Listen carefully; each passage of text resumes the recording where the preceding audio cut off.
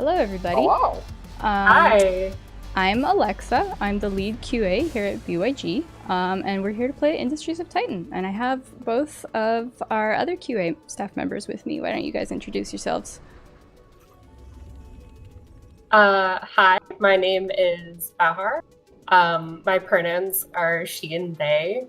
And yeah, I'm one of the QA testers here at Brace Yourself Games. Hello, I'm Dakota. I am also a QA tester at Brace Yourself Games, and very excited to be here on the stream. Yeah, all right, let's get to it. So I have loaded up the save file that Marlon was playing last night, which I believe Ryan started yesterday in the stream previously. So I see we've got some names going on already, and I'm just gonna rename everything. It's a QA takeover today. Quality. It's time to correct all the things they did. Yeah, okay. Let's find out what's going on in here. Okay, so I figured today it would be good if we could maybe expand out and find a rebel base so that we can start taking out the camps. We still got 4 camps left over, so. Nice. Okay. They built a lot of ships yesterday, I think. Yeah, and then Marlon told me that he exploded all of his ships. He brought them out to a rebel camp, and they all died. How are we doing on credits? Man. Let's Got see. a lot. Great. Okay. Yeah. I don't know which... I think I like this layout better. That's Let's fair. go with that, yeah. Donuts are delicious. Mm-hmm. All right, well, we got that building. Let's see what else is going on here. Got smokestack.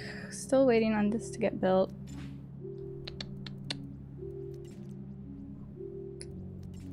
Let's see.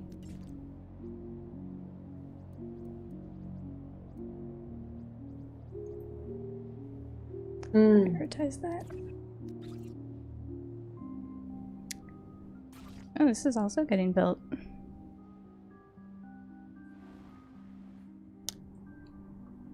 They've got move resources so low on their priority list. Yeah, I might just move that up. We're not terribly low.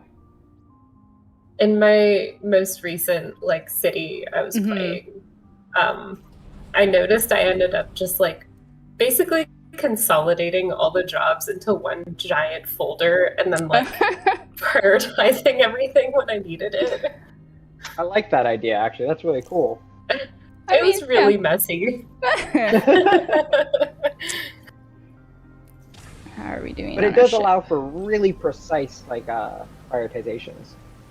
That is it's true. Yeah, I could get really fine control on what I wanted to do.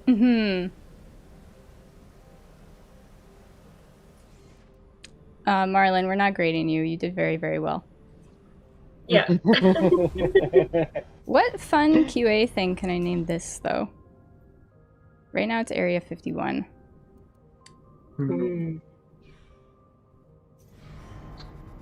We can think on that one for now. I don't know about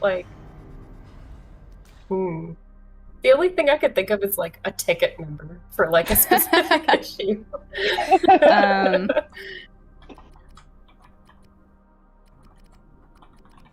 Oh no, it doesn't fit. Yeah. Yard? There we go. Yes. We're making bug crushers here to squash the rebels. I like it. No, there's 2 shipyards. Darn it. I don't know. I don't have a different name for the other one. I have no idea. Let's see.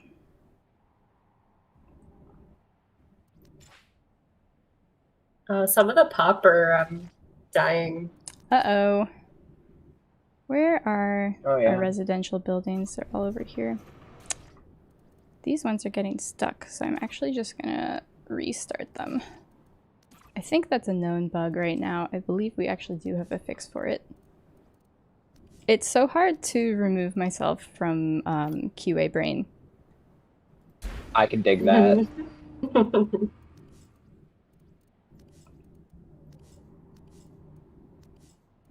We're always playing on 10 times speed at least. Yeah. So playing on anything less is really slow. Yes, I actually should set this back to... Oh right, our ship is Remembering probably built. Yeah. What was that, Dakota? I was just going to say, remembering that things cost stuff is always the hardest one, where I'm well, why can't I bet? Oh, right. I have to wait for you to bring resources. Yeah.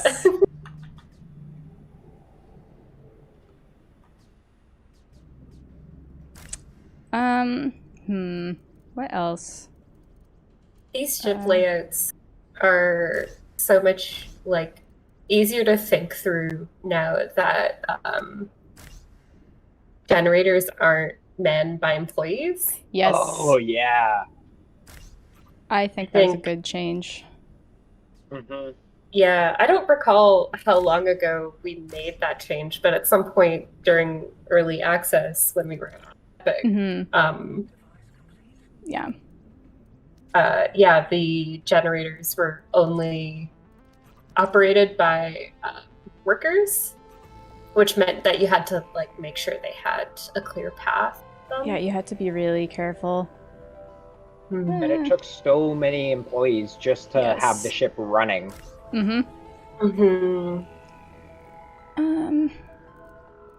we gotta have the crew pods.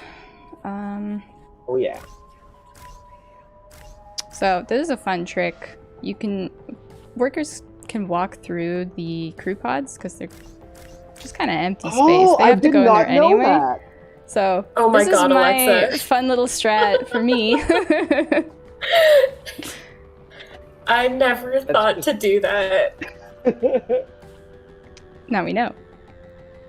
That's so good. This is the hot tips you get in shipbuilding when Alexa's driving. You know, I've never been much of a shield builder, but maybe it's time to change that. Yeah, me neither. I always kind of load up on offense. Actually, it makes more sense to just not have them floating around, you know? Where can I build that then? Maybe. What was that, Dakota? I was just gonna say I would usually put them around like key things. So if I ever put shields in, they're usually almost the last thing I put in because then it's like, okay, what in here do I need to That's a good protect point. That is the a good most? point. Being on YouTube says the OST is one of the best things in the game. Really love it. Yeah, the soundtrack is really, really, really hot. Thanks to Danny B. Yeah, he did fantastic work on the OST. And actually, I don't know if a lot of players are interacting with this, but there's like a little music player in the game in the upper right-hand corner of the screen. So you can like choose what track is playing and like shuffle and stuff like that. Yeah. Can't remember the name of my favorite one. I think it's Void. Nope, not Void.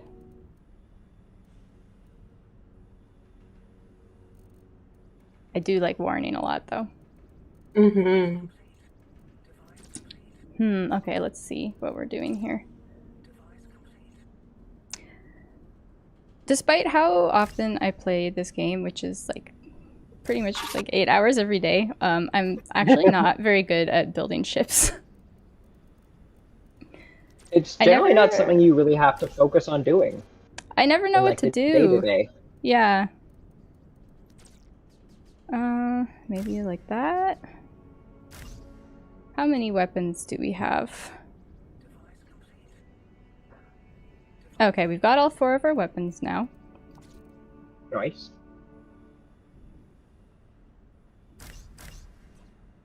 But we need more life support. Oh yeah, Kyleria, saying everyone is using the same ship layout. It's because it was unlocked and I didn't want to spend the credits. We have so much money though. That's true. I have to look at what buildings they have unlocked right now. I'm not actually sure. Didn't check that out before I started building a ship. Ooh. Let's play on smaller speed.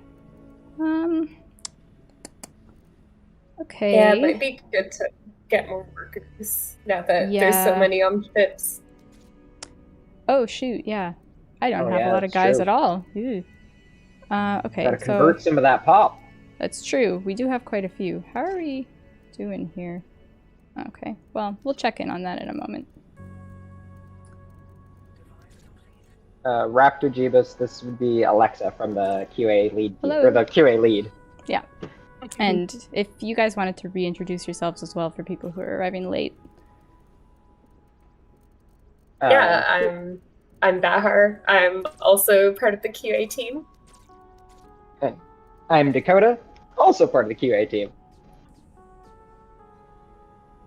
Everybody's here today. We're assuring quality. Actually, I have enough energy. So that's... You can select your grid up here. Right now, I think what happens is when you enter the shipyard, selecting the shipyard selects the grid that the shipyard is on and does not actually select the ship grid itself. But we, I think, are thinking of fixing that really soon. Shoot, do I even need more crew pods, actually? I don't think so. Can actually just So you got 2 extra spare crew for like repairs and stuff. That's a good point.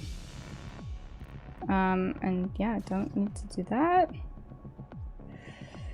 What else? I think you still have 1 extra crew pod somewhere. How are we doing on workers? I might have screwed myself over. Oh no, we're okay still.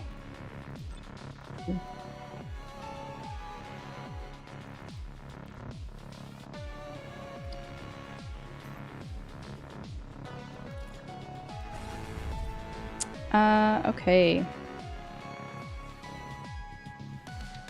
I built a smokestack earlier. Where did it go? Oh, we're still waiting. And I love the idea of the industrial fan, because it's such a, like, I don't know, it's such a, like, capitalist band-aid fix to something. Like, let's just put a giant fan here and blow all the pollution away. Really good. What if we solve the pollution problem by making it not our problem and someone else's? Yeah, we'll just blow it over there. What I just did now was turn off the auto currency thing. So you can actually choose manually which resources you want to build with by turning off this little toggle down here. So if you want to really get in with min-maxing and stuff. So this time I've selected that it should be built with tier 3 and tier 2. And hopefully that gets everything moving a little bit quicker. We do have a bug in game right now where sometimes isotopes are not brought, and it's for like a variety of different reasons, but I believe we have a fix in the works already. Nice. There we go. Now we're moving. Yeah, awesome. Pro tips. Again. And thank you to everyone who's been playing and sending us bug reports. Oh, yeah. We have so many reports, and we really, really appreciate it. It's really invaluable. Like, we're only 3 people. We have an outside team who we do like contracting with, who also help us. But it's such a massive game that it can be really hard to find all of the bugs in time for releases. So we really appreciate early access players like you guys. So thank you.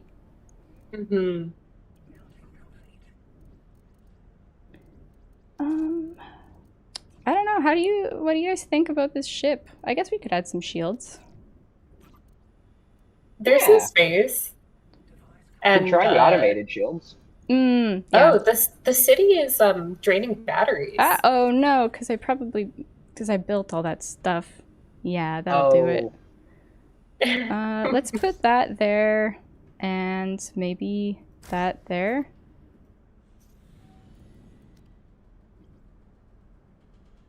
Oh man, this crew pod tip is just like a huge game changer for me. Yes. Right? Yeah, after this I'm gonna go back to my own game and like change my ship layouts. I was like, why isn't the dismantle happening? But it's because it's at the bottom of the queue. And that's why it's not happening. So there we go. Thank you. Uh-oh. Okay, let's address this. You know, I'm just gonna turn that off. That'll work for now. Okay. Why is it saying insufficient life support now?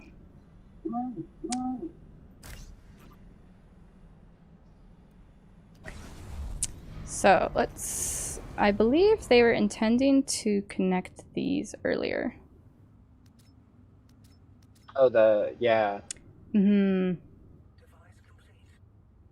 Gotta upgrade first. Right? Or is that a level? No, that's level 2. Oh, it is a level 2. I see. There we go. Okay, and get someone assigned there, and then we're ready to launch this ship. Okay. Woo! So. Earth on YouTube says, I've been waiting for this game since 2018. Finally happy to be able to play it. Thank you for all your patience. We're so excited to be launching on Steam finally, and there's a lot more to come, so stay tuned. Yeah, the response has honestly been a little overwhelming. I think this is the first time like any of us have launched a game. Yeah. Oh, Alexa, you were around for Cadence. Yes. Okay. Brace Yourself Games also launched Cadence of Hyrule, and that was like about a year ago, year and a half. No, longer than that, I think. Oh man, what is time? I don't. Yeah. Okay, we're in the ship now. What do we want to attack? Definitely want to take out their guns here, and their med pod actually. Oh man, yeah, they are getting pretty wrecked. I'm gonna change this back to also There's a question from the Twitch chat about, is there a way to keep a certain amount of tier 1/tier 2 minerals without processing them, or materials? So currently the only way you can do that is to, oh no, turret, you would have to turn off your processor. So there's no way to have anything in reserve, but you can turn off the processor and they'll stop bringing them.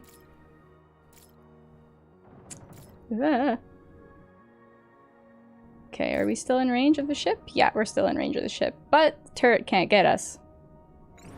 Perfect. That's what I like to see. Wonderful. Oh, there we go. I wonder if we can take out that turret. It's like the level 1 turret. I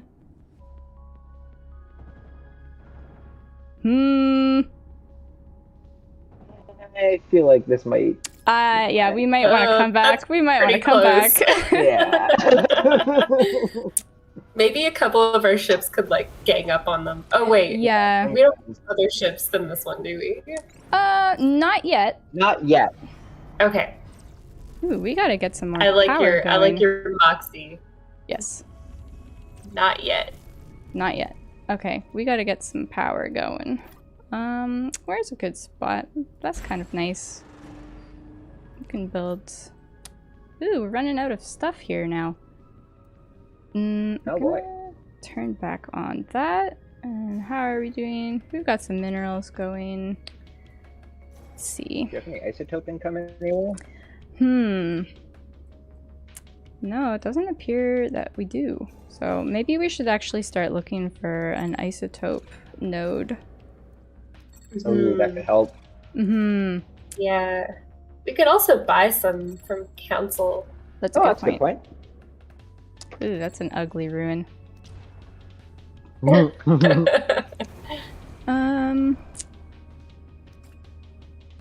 need more workers. Wow, it's been a little bit since I like jumped into a game midway through, like from someone else also. So okay, all of our population have been steadily dying, and it's time to just convert them. That'll keep them safe. Yeah, exactly. Just take out all their insides and turn them into robots. It's a health initiative. Yeah. You can't get sick without organic parts. There you go. Perfect. Hey, Edo, how's it going? Hello. Welcome to the stream.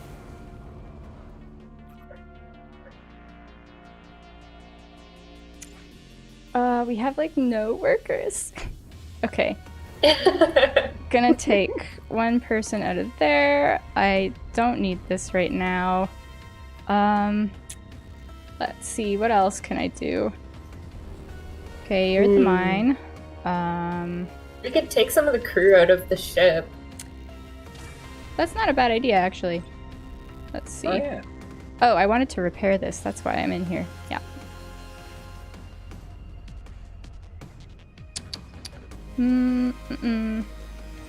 Let's see, we've got... them... Yeah. There we go. That works. Okay. How are we doing in the chat here?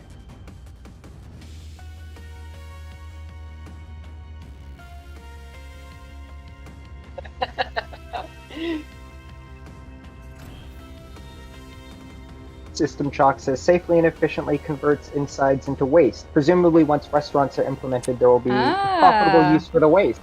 There we go. Appreciate a lot. System Chalk knows what's going on. Okay, what else is going on? So we've been getting a lot of requests actually for a repair button on the outside of the shipyard, and it's definitely something that we will be adding. So please stay tuned for that addition. I'm just gonna claim some of these. Oh, no influence. Okay. Really got to take out one of those rebel camps. The one that Taking we were out- picking yeah. on earlier seems like the best choice. Yeah, we just got to go get that, ooh, pollution. The turret. Once that's repaired, I guess after not having fought another ship, it'll probably stand a better chance at taking that turret down too. Yeah. We'll be at full health. Let's see.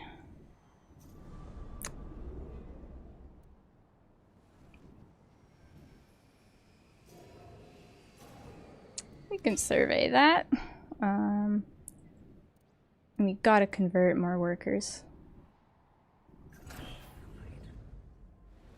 Okay. Fertilize your farms with it. I like that. Oh. Gross. Let's see. We have no dedicated workers going on. I would like someone to do that. And I would like someone to do that. And I would like someone to do these things also, please. I love using dedicated workers for stuff. Super, super useful. I think we need more workers before I can actually make good use of the feature. That's cool. There's a conversion center as well. If you don't want to enter this building, Oh. when you need them, Of course, duh. just right There beside it the is, office. yeah. Perfect. We're out of artifacts. Oh wow. Well, maybe this has some artifacts in it. Please go survey the ruin. Okay.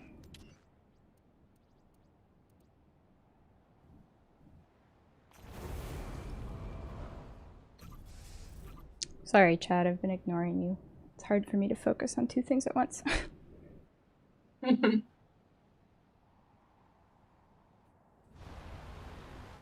How are we doing on our repairs here? We're going. I'm just gonna increase the speed there. Ah. Ooh, 3 artifacts. That's pretty nice. Oh. Oh man, I never get tired of like the mornings and sunset They're in the really city. beautiful. Actually, has anyone showed off photo mode yet? Oh yeah, this is where where it's is the skybox?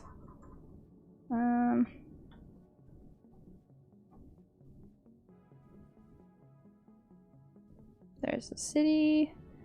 We zoom in beautiful, a little bit. Beautiful morning on Titan today. I can't wait With until yeah.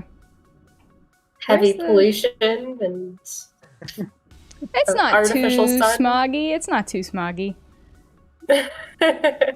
Where is Saturn? Oh, there she is. Okay. Let's go back. We should get a weather broadcaster advisor. Oh my goodness. I love that. Oh, that'd be fun. Let's see. Zoop. Well, you know, it's fine if we just take a picture like this, I think. I love getting really close in with photo. Especially in the interiors, you can get right up in the faces of the workers. Yeah, it's really nice. All right, take a shot. There we go. All right, back to it. Okay, so, oh, they're all just dying. Here we go. Okay. How are we doing? Almost there. Just a little bit more. Nice.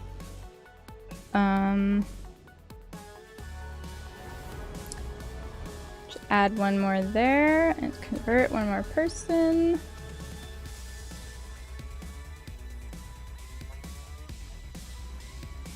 Great. Oh, we haven't even named this. What are we doing?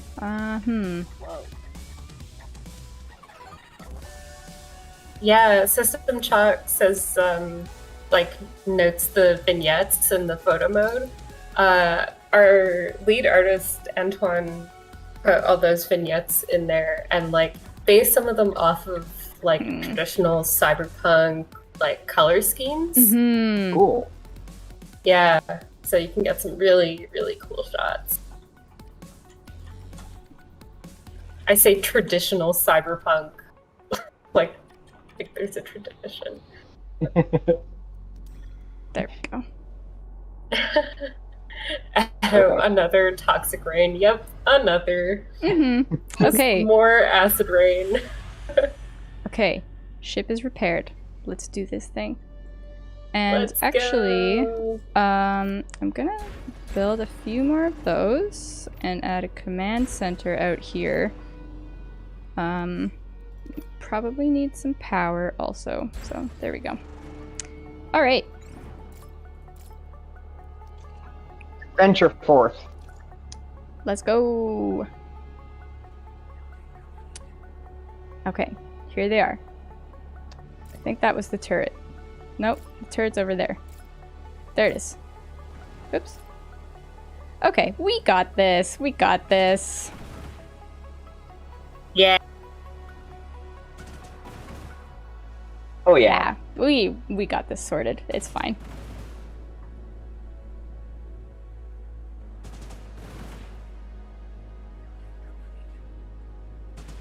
Perfect. All right. So now all we need to do is take out the HQ. And then we'll have claimed our first camp. Increase that influence cap. Yay! Everyone keeps dying. Darth on YouTube says, corporate propaganda says the water is quite holy because it adds holes to umbrellas. Hey! Got him! I love that. Oh my goodness. Oh no, what have I done? Oh, they don't like that. Oh, here they come. Shoot, where am I? Here we go. Call to arms, please. You can call Oh. You can do it through turrets, please. Okay, I'm just gonna disable that. That's fine. Nice. We're good, we're good, we're good. Oh, yeah, we got this. Oops. I thought. It's fine, Goodbye. it's fine. Alright, I'm gonna dock that again, and disable all these turrets. Perfect. Ryan built a good base, and Marlon really padded it out. And now we've only got three... Yeah, teamwork does make the dream work. Now we've only got 3 camps left. Great. Yeah. Okay. How are we doing down here? Just upgrade that. You know, it probably made more sense to build in the other direction. But that's fine. Yeah. What is down there? Can we explore the fog? Yeah, this ship is kinda busted, but that's fine. Actually, let's get some repairs going in our city. So I go to the HQ and do repair all from there. Oh, do we not have enough? We Why have to can't have we? enough money. Yeah. Oh yeah, there's the little wrenches appearing. Oh, okay, they're there. I don't know why I thought there was like a Maybe it's, confirm, but... Ugh. No zethane. How does our zethane look? That's right, there's a fan there, so that makes a lot of sense, actually. Oh, it's blowing it out of the way. Mm-hmm. Yeah, I always forget that the fan blows the zethane as well as the pollution. Yeah. Mm. Okay.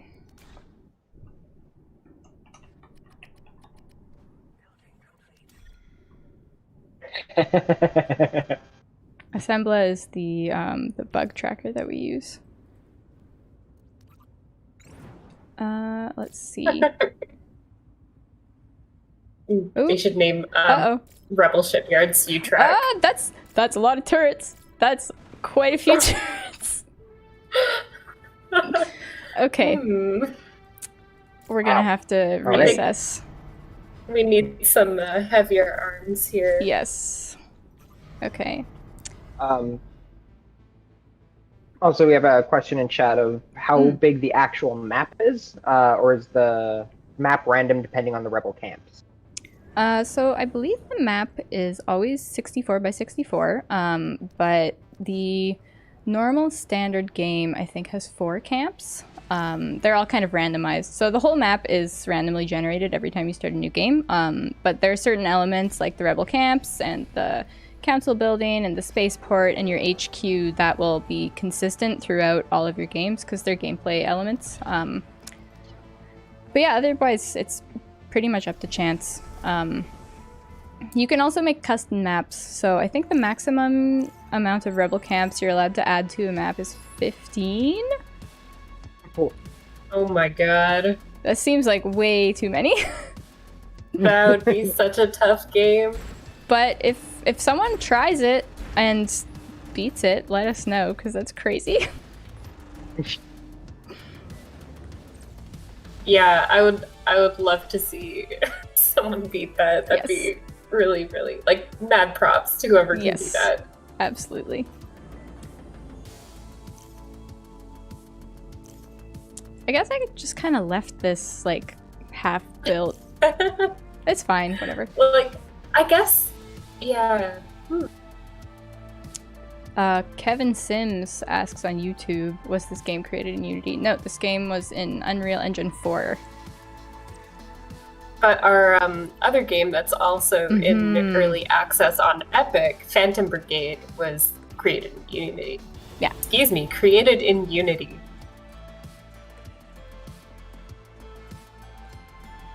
Should add an achievement for it, for like beating like 50 beating custom maps, rebel camps, or like, yeah. That's not a bad idea. Ooh, that giant ruin right by the oh yeah, that's kind of cool. Like just right inside our city. I do like that. That's really cool.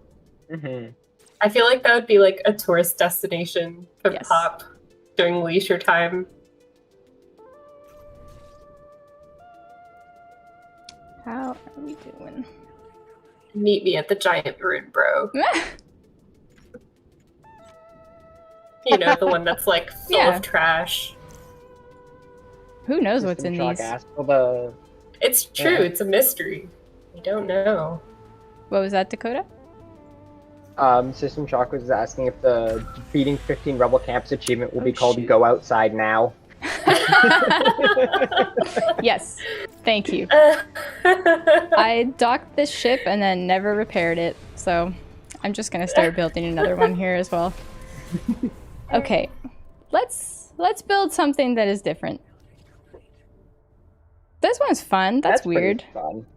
Yeah, looks like a big mouth.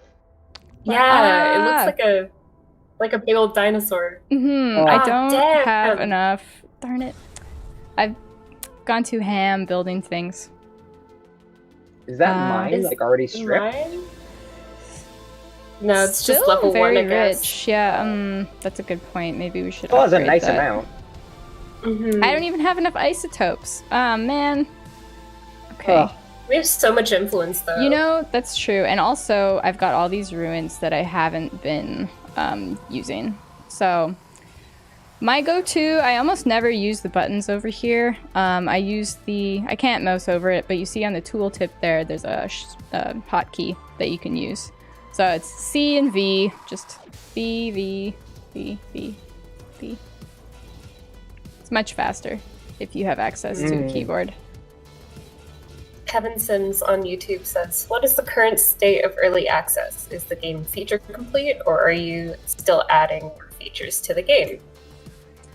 We're definitely still adding features, yep. Go ahead, Bahar. Yeah. We've been in early access for a year on Epic. So through that, we've added like tons and tons of things from when we launched a year ago. And I'd say like it's a really complex and complete game already, but we do have a lot of things still coming up.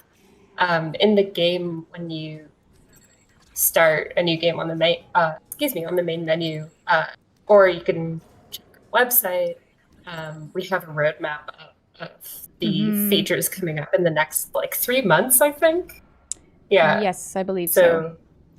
Definitely check that out if you're curious. I also think someone might be able to link it in chat somewhere. There's a video on YouTube also of all of our like additions to the game so far since we launched last year in early access on Epic. But that's also a really good overview of all the stuff that's been added since we started.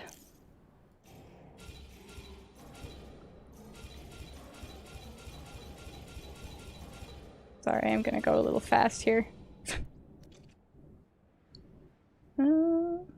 Alright, what else do we have in these ruins? I was just so bummed out about this one because it's got only 1 artifact and only 5 isotopes, but it's level 3. RNG screwed me over.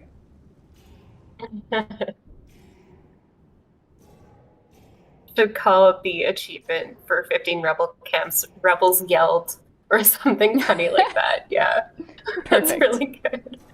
I love it. I'm so glad. We're a big fan of puns at BYG. I'm glad that extends to the community as well. Yeah. Did I get this repairing? I still haven't done it. I keep forgetting. Ridiculous. What am I doing? Okay. Maybe we need a flag. Yeah. I was mostly just focused on this and then all of the... Yeah, we still don't have enough. Maybe I should settle. I don't think I can settle. Well, never mind. Oh, you know what? I don't know what we're doing with processing right now, actually. You know, that is definitely it. I think I have processing down at the very bottom, which... Oh, there we go. Certainly would help if I actually got that going. Let's see. Okay.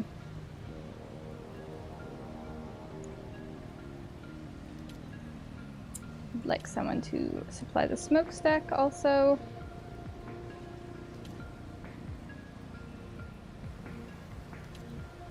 And empty the mines, that would be good.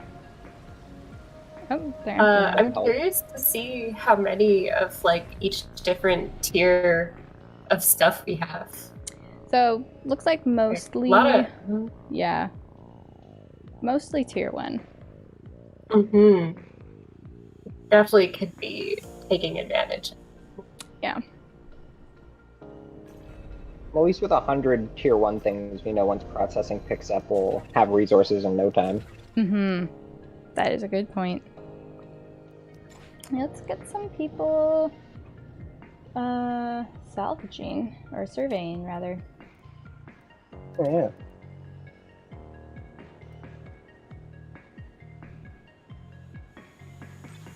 All right.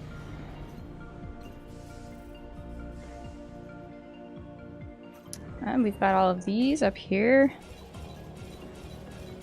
I know Ryan likes to do things where he always gets stuff that's beside a road, but I don't think we even have enough to build more roads right now if we want to build that ship anytime soon.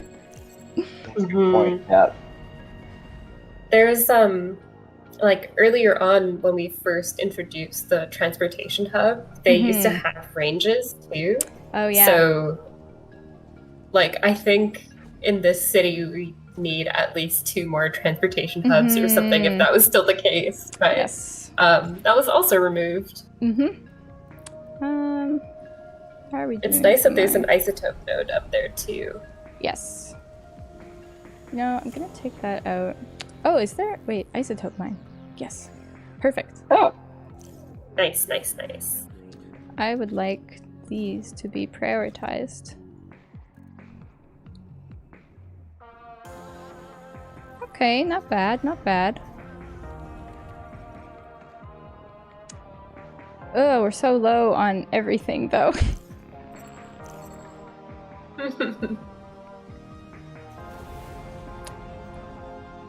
pollution's okay.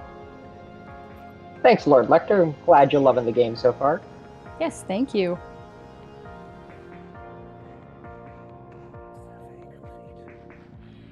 Okay.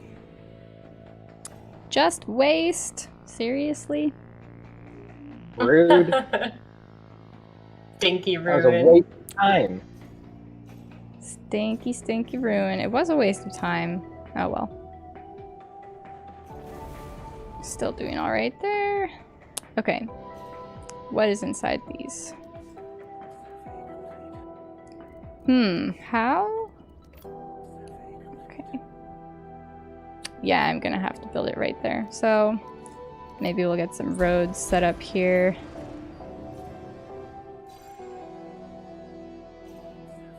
Ooh, Okay. that's a lot of minerals. That one's alright too. Easy. Okay. How are we doing with our processing? How do you think minerals taste? Like blue Gatorade. Oh, that's definitely what it is.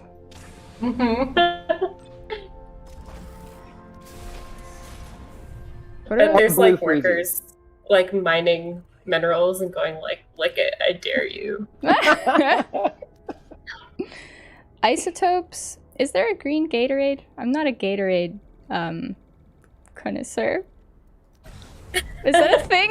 I feel Like- like there is, but also maybe not. Like Monster Energy drink. Oh, Oh, Maddie in chat said, I hope they taste like Gushers, and actually I want that to be true. mhm. Yeah. Or like Jolly Ranchers. My friend just gave us a big bag of Jolly Ranchers, and they're pretty good. They are though. This one doesn't even have anything in it. Oh, come on. What is it even made of then? Garbage. It's I don't know. just a lot of dust piled up. That's probably more accurate, yeah. It's like a hollow cardboard. Just fake. One of those okay. movie houses where you tap it and it falls backwards. Yes, exactly like that.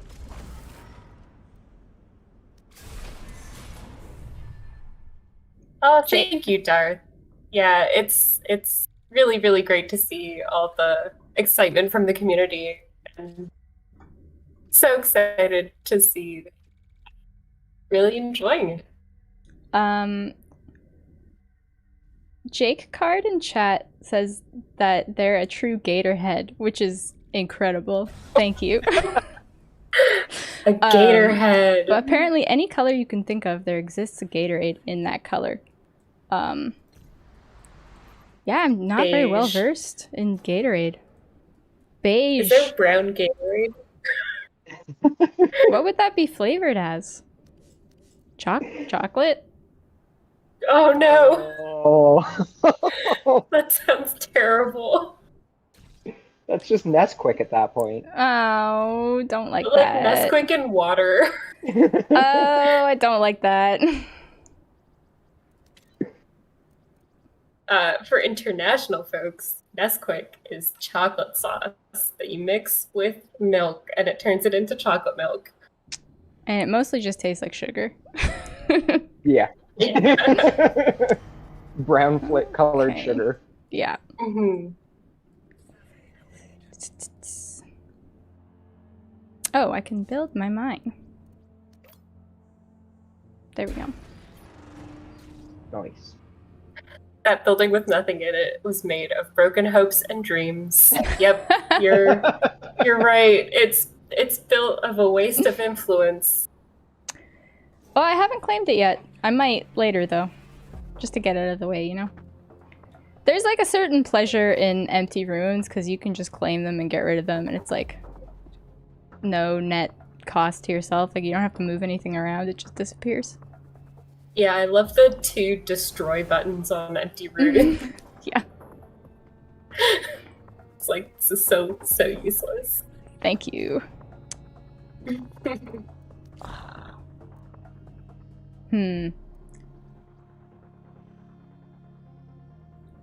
Oh, because I just put the mine down.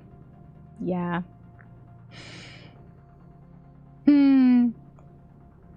What else can I do right now? Well, how are we doing with repairs?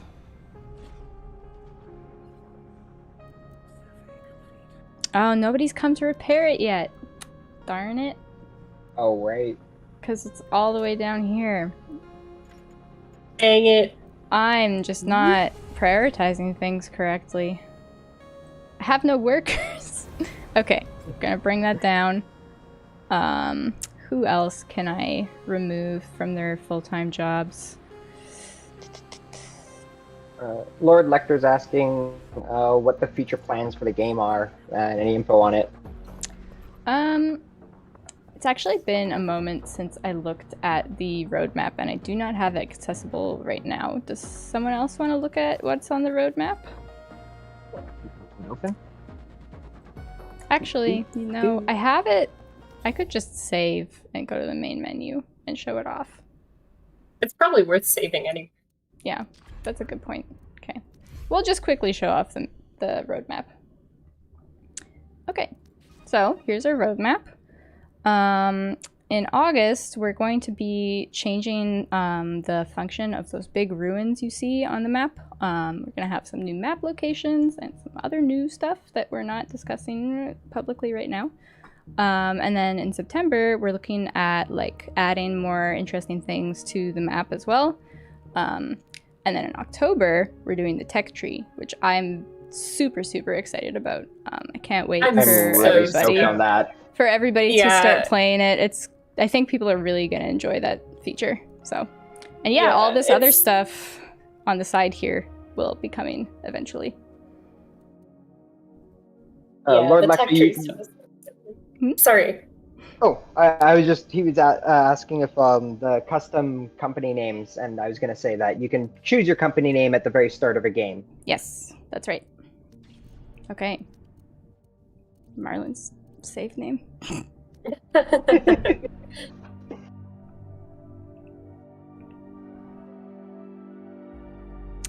All right, back at it again.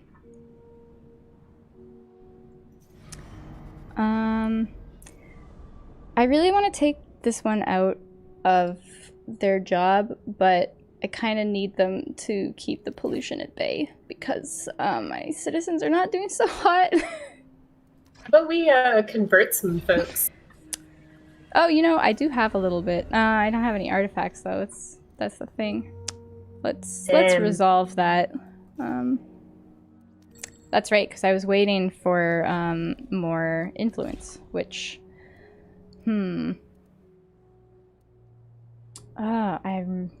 I can donate some credits to get some influence.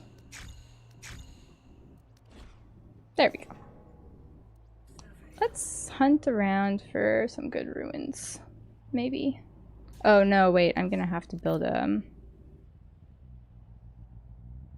You must construct additional pylons. I must construct additional pylons. Even upgrading this won't make it reach. Oh. We'll just prioritize that. Okay. Dakota acting as a power advisor.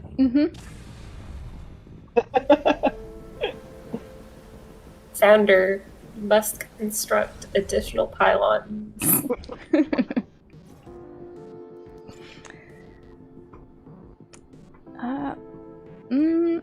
Yeah, I'm just trying to like eke out whatever I can from my current workforce. Don't have a lot of people. I still don't have enough minerals. Okay. Oh, that also means I need to put a worker in the mine.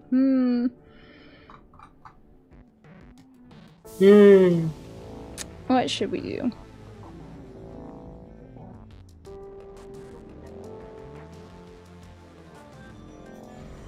We could prioritize the extracting and like. That's a good point, yeah. Like the ruins jobs. There we go. Oops. There we go. Yeah, we'll just move that up to the top there. Nobody's dismantling anything right now. Cleanup, we've got some folks.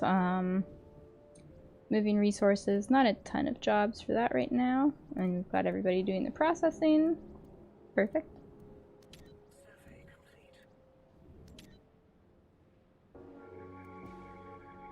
Alright.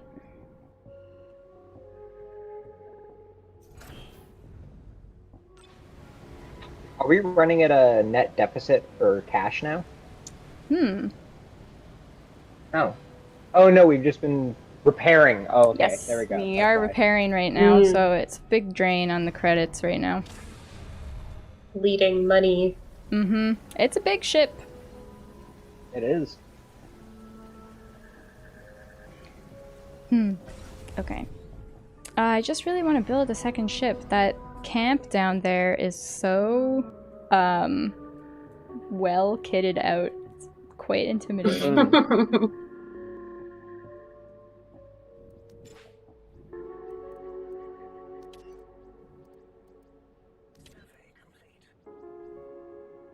Okay.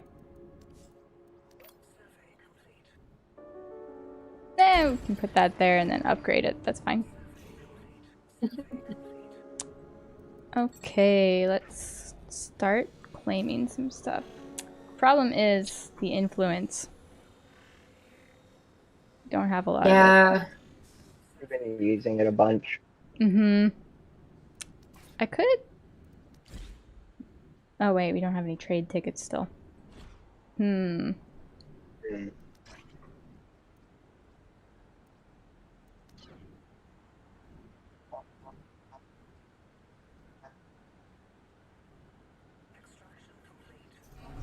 Everything costs so much for me to do them.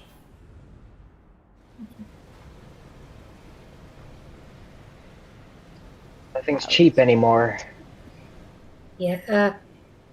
In this day and I age... wonder if we should be getting some more processors.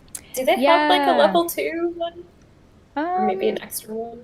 Let's see, this is Factory 1. We've got our Tier 1 to Tier 2 for both. And then in our other factory, looks like we've got one for the minerals.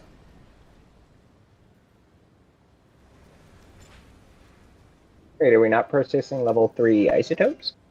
I guess not. Oh, maybe that's in our HQ actually. I don't know if I took a very good look in the HQ. Oh, the HQ isn't even fully upgraded. Yes. It's just, yeah, we need to get those isotopes going. Yeah.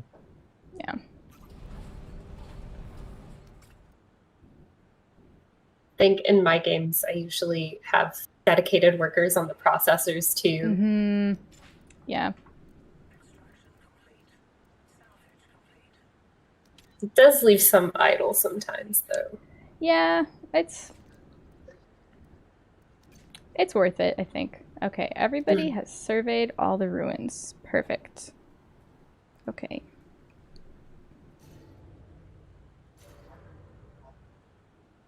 I always go straight for the level 3 ruins, and then sometimes they're so disappointing. That one's not as bad. Let's see what's up here. They cost a lot of influence, so they gotta be worth it. Exactly.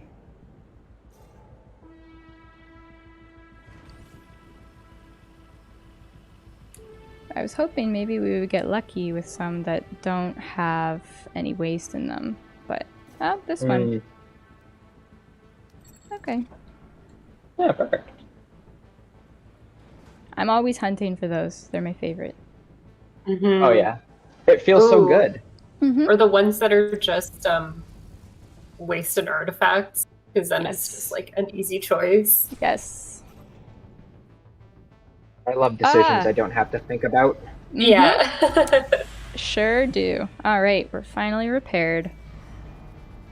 Hooray. And we're almost there. We're so close.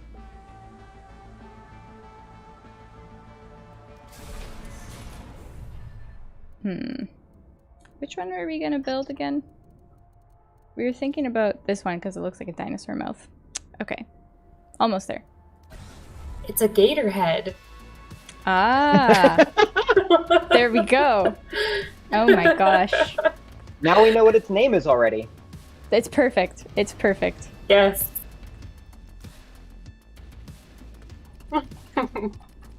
There we go. I know I was gonna make this all like QA themed, but I kind of just want to make it Gatorade themed. Nah, we'll leave it like QA for now. Blue raspberry. Yeah, just name it all the flavors. Oh man, I have no idea what Gatorade flavors are like. I genuinely don't know. Mountain sweat. Mountain sweat? Sweat. Yeah, on Titan, the mountains don't have rivers; they have sweat. Gross. Actually, I often forget that the Gatorade flavors would actually have names and not colors. Right? we have one like, special worker named Mountain Sweat. Yes. This guy's working hard. He's the sweatiest worker we have. Okay, got some isotopes incoming. Fantastic. Let's do something. Let's find out what's up here. I don't want to deal with the camp down there because that level 3 turret is really scary. Someone else can deal with that. It's fine. Yeah. We'll Not my problem. We'll just increase the net worth of the city and like really aggro the rebels, and then the next people can deal with it. Yeah, it's fine. I don't know who's streaming tomorrow. Oh. Ooh, this is already exploded. Oh, maybe we started with 5 camps, maybe? Oh, they do have an HQ, though. Yeah. Easy win for me. Nice. Nice. Nice one, Alexa. Gonna take credit for that. Thanks, everybody. Yeah. Okay. I'm actually going to set this to the tier 3 only. I don't have enough that tier. It says he plays some serious competitive games with all that sweat. Yeah, this worker has like a sponsor and he plays like esports. Perfect. That one worker. Look at my poor citizens. They're just like hobbling. Gotta go watch ads in the office. Oh wait, they might be heading home for the day. Yeah. What a life. Putting in a hard day's work. Mm-hmm. Gotta wobble home. I feel like I should just wait for those to all get converted because it's so much better when they are. How are we doing? Yeah, it increases the worth so much. Yeah. And the speed of building it. Yeah. Totally. If you're watching and you haven't started processing your resources, you have to process your resources. It's so useful. Yeah, it really improves things, especially later in the game. Plus it adds more to your net worth at the end. Yeah. Higher scores. Okay, so that was a pretty easy one. Let's see what else we can find. Ooh, a mountain. A sweaty mountain. Blue K on YouTube asks, will we be able to customize work time later? Think that's something we were considering for the next like population update. Yes. When we do that. Because it could also be happiness or something.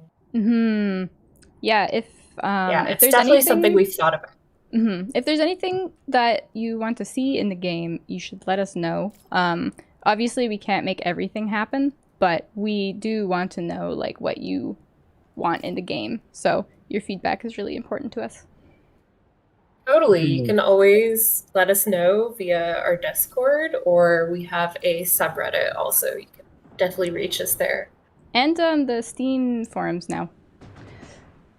Yes, Oh, yeah. yes, of course. Okay, I don't know which turret to go for here, because they're both... No, this is bad. God. This is a bad idea. This is a bad idea. Never mind. Abort. No. Stop. Oh, God. Okay, we're fine. Oh, man. Oh, this ship is such a drain on my credits. I haven't even renamed it. What are we doing? Oh. Dartha asks Reddit on void. YouTube, any plans for modding support? Yeah, it's something... Yeah. Oh, go ahead, Alexa. No, you go ahead. It's something that we are interested in supporting for sure. Currently, I don't think we can, just because of like the way that files are organized in the game. But as a company, it's something that we want to see, and yeah. Phantom Brigade, our other game, already has, which is also in early access, already has a lot of folks modding it and stuff, built differently than this game, so it's a little bit easier to surface those files. But yeah, it's something we definitely want to see folks do in the future. Yeah. Okay.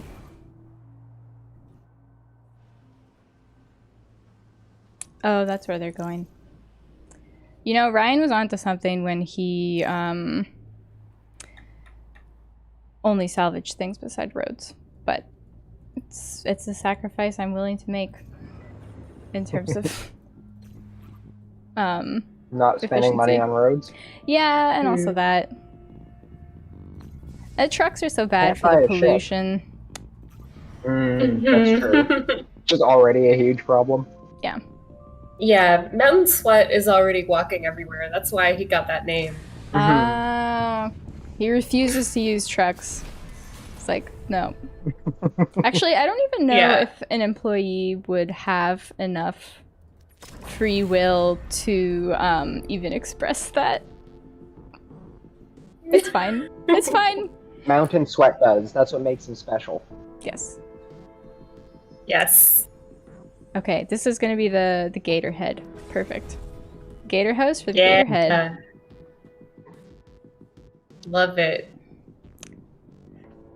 So with 2 ships, maybe I'll be able to take out those turrets.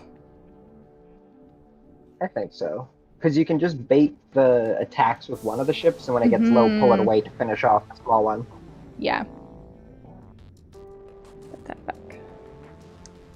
Oh yeah, we were gonna... I've upgraded my factory here. We were gonna add some processing abilities.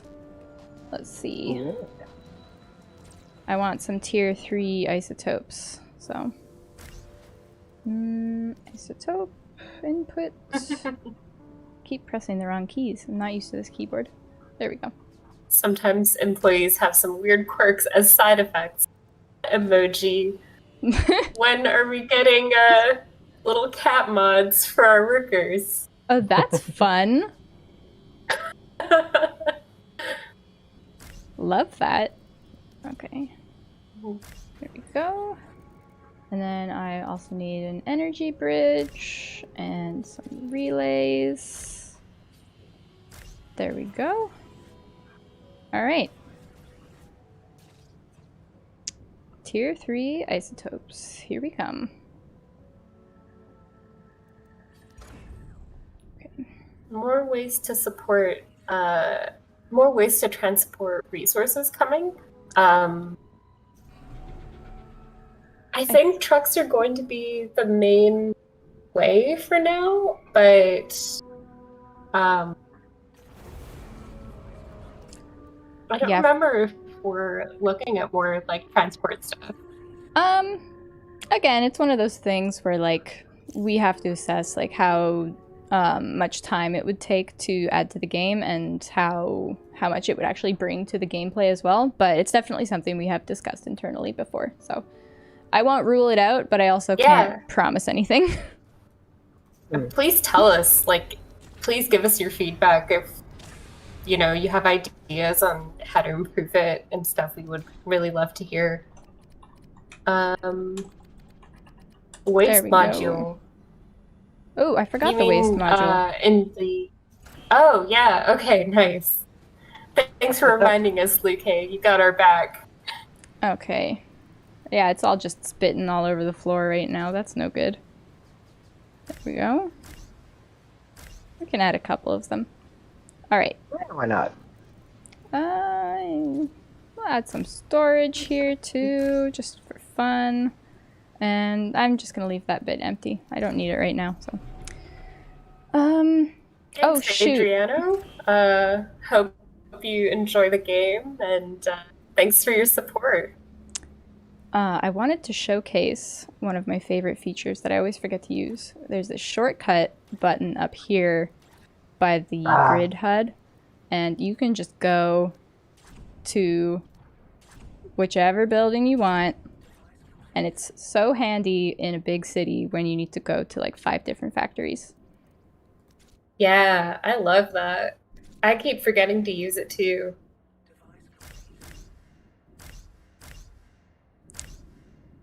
Actually, I'm rethinking I was gonna say, that's not using your trick. No, that's a bad idea. I don't know what I'm doing. I never built this ship, and now that I'm looking at it, I actually really like the layout. Right? It's got all these like little holes where you could put generators. Okay, let's think about this. We can do that. I don't know what I'm gonna do with the space in there. Perfectly into that one. Yeah. Aha. Oh, that scratches an itch in my brain. Right? This is too many generators. I don't need this many. They fit in there, so it's fun. Okay. We probably only put lasers in there. We could put lasers in there, though. That's yeah. Maybe a long. You could go for an L, I think. Yeah. That works. Yeah. Let's get some medium lasers. Okay, medium laser doesn't fit quite as nicely. It's still fine, though. Yeah. Okay. That's all our lasers. Do you guys usually build your ships in pause mode, or do you just kind of slap stuff down while workers build things? I usually do it in pause because of how much like putting down and replacing stuff I do while I'm like designing it. Yeah, I'm the same. I'll do it in pause unless I'm like short on minerals or something, and I'm waiting on folks to like process them and stuff. But yeah, I like to be able to lay things out and like delete them and move them around and stuff. Having the dismantle mode too is just also so helps. Useful for that. Yeah. And this ship fits things so perfectly. Yeah, I don't know why I don't use this more often. I feel like kind of like. Oh, go ahead, Dakota. Oh, I feel like we were probably going to say a similar thing in that it looks really intimidating on the like overview of it. Yeah, I completely agree. Like, I tend to go for the more plain layouts. Yeah. Because I'm like, more floor space to like move things around. But... Okay. Yeah, this one's quite nice. Ooh, and then they touch the generators too? Okay, I'm pretty happy with that. Yes. We can stick those in there. Got some batteries. Now, mind you, my crew cannot access these batteries, so if they get blown up, then that's kind of it until I dock my ship. But true. That's a risk. Is a good point. A risk I'm willing to take, for sure. And you have some redundancy. Exactly. I want this ship to go really fast, so I'm going to add quite a few engines. Yes. Well, fast gators ship. aren't slow. That's It's a good true. point. It You makes know, sense. it makes sense. And what else can we do? Oh shoot, where am I at in terms of credit void? Was a good name for this ship. Oh wait, no, that's the other ship. This is the Gatorhead. Oh, okay. The Gatorhead doesn't have a grid yet because Yeah. it's not built yet. So. Flying trucks or drones as endgame transport options, so they ignore roads. That would be really cool. I'm like very cyberpunk. Yeah, everything is within the realm of possibility, right? I don't usually do medical pods, to be honest. Crew help. Okay. Who cares? You can hire more. Yeah, exactly. You can hire more people. It's fine. Who needs healthcare when Yeah. people are disposable? System Shock. I feel like Ayana Oak also, yeah, definitely would have liked my previous design, which was just generators. I'm doing it for her, you know? Mm-hmm.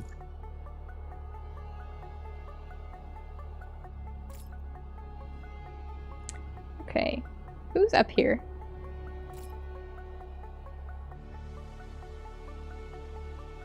Ah, yes. This is the camp that we already killed, right? Yeah. Yeah. I should, like, clean up my mess, but also... whatever. It's fine. I keep forgetting what I'm doing. They're not a threat. Yeah. We were gonna get 2 ships so that we could go get that big camp at the bottom. That's right. Tag team. I don't know. Maybe we should leave camps for like the next people. Yeah. Sorry, that was a terrible sound. I don't know what that was. Okay, let's get this ship. It is funny when a little ship pops out of the fog of war like that. You're like, oh no, what's that? Ah, they're done. They're toast. I don't even need to watch this. Man, why did they even try? They're just really dedicated. Oh no, not another camp. Sad. Oh wait, no, this is the same one. That's the camp. Yeah, that is the camp. The one. The target. Gotta get him.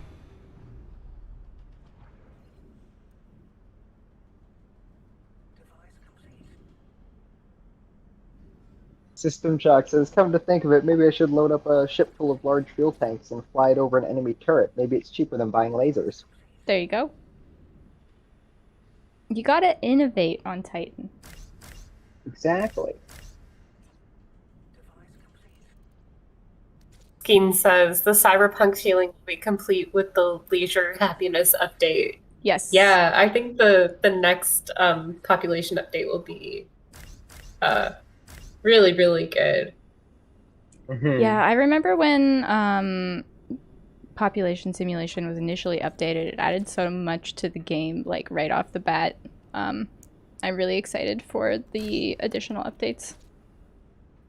Seeing the population like walk around the city really made it feel like a city.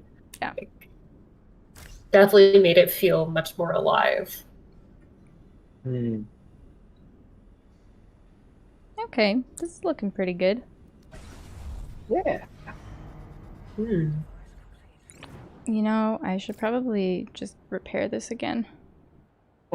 Always repairing. Dump more credits into the credit void. Yeah. Okay. Oh, I've got so many guys here who are idle. Oh wow, we have no waste jobs. Really? Wait. No waste jobs? I'm confused. Only 12. So we did pretty good. Don't even have that much stored right now, so pretty on top of it. However, Nice. I've kind of been ignoring my citizens, and they have been dying. I'll just buy some more. It's fine. We do have that disabled air purifier still near the population center. I do finally have enough people to man that properly. Oh, but I don't have enough power to Do we man have that properly. power? I'd upgrade one of the existing power ones instead of building a new one. Let's see. I can't wait for some more buildings, just so our cities look less like industrial centers and more like an actual city. Yeah, like the new population stuff will also bring in new cities related, or cities? New buildings related to population, like happiness and stuff. It's gonna be really cool. I It's just funny thing. took my whole city Go offline. ahead. I took my whole city offline. It's okay. Please go ahead. What were you saying? Yeah, the negative 150 power is really funny. Whoops. Please? At least it's leisure time, so like Yes. you're not losing I'm not missing money. out. Yeah. Now's the time to upgrade things. Yeah. Rolling brownouts are only a problem if the city's not making money. The citizens don't have their entertainment, that's their problem. Yeah. Gucksack in the Twitch chat is asking if you can use specific tiers of resources. So if you go down here to the auto currency tab, you can uncheck that, and then you can either click down here to change which tier you want to use. You can click up here in the HUD, or my favorite is you can use tab to cycle through minerals, or shift tab to cycle through isotopes. So we have it set to auto by default because if you don't understand how processed resources work, it can be really wasteful. But yeah, always able to turn that off. Oh, we're back online. Oh, but we don't have enough fuel. It's always something, huh? Yeah. Always catching up with something. One thing and then another. Let's see. Oh, got a big sinkhole over there. Oh, Nice. we can build something there. Perfect. All of these kind of suck. Free isotopes, though. Sometimes. True. Sometimes I just take the artifact because it doesn't leave resources that I have to deal with afterwards, and I can build right away. That is true, yeah. Yeah. Yeah, when I'm testing and I need to clear a bunch of space for, like, I don't know, building whatever, I'll just extract, like, claim and extract things without surveying them, so they can just, like, go away. CX. Yep. Exactly. It's funny that you can rush the rebels in the early game with dirt cheap ships and get half the game objectives done. Yeah, if you're gonna like speedrun the game, I guess that's the strat. That is, Wonder if that is anyone's indeed. speedrunning Titan already. I don't know. I forgot to repair, or I forgot to set somebody to repair. I mostly just forgot to repair. It's like, yeah, it's fine, it's fine. I don't need it. Fuel. But, how are we doing here? Okay. No, I need one more generator. Nope. That fits. Just add another one. Oh, wait, nope. Oh. Wait, how did I do that? There we go. Got it. Okay. Perfect. And yeah, after that, then I think the ship is good to go. Does it deeply bother you when it's not symmetrical? A little bit, yeah. I like to Me make too. it symmetrical if I can, but Me not too. judging. I think I also leave a lot more space than most people do. Uh-oh, I'm out of fuel. Ew. Let's prioritize that, please. Where are my current fuel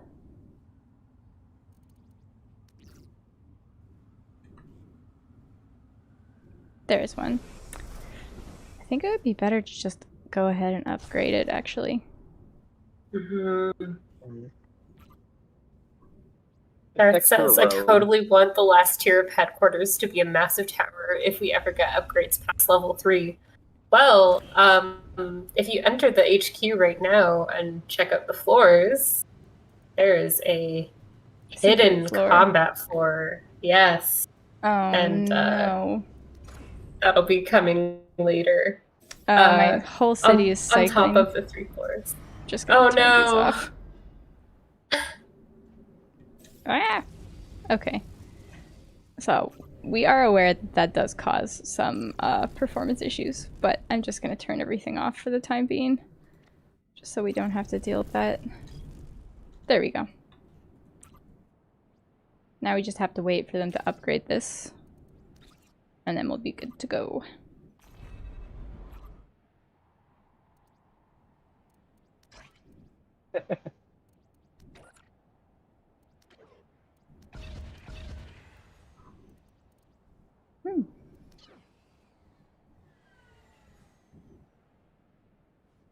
Oh, brown Gatorade for trucks, huh?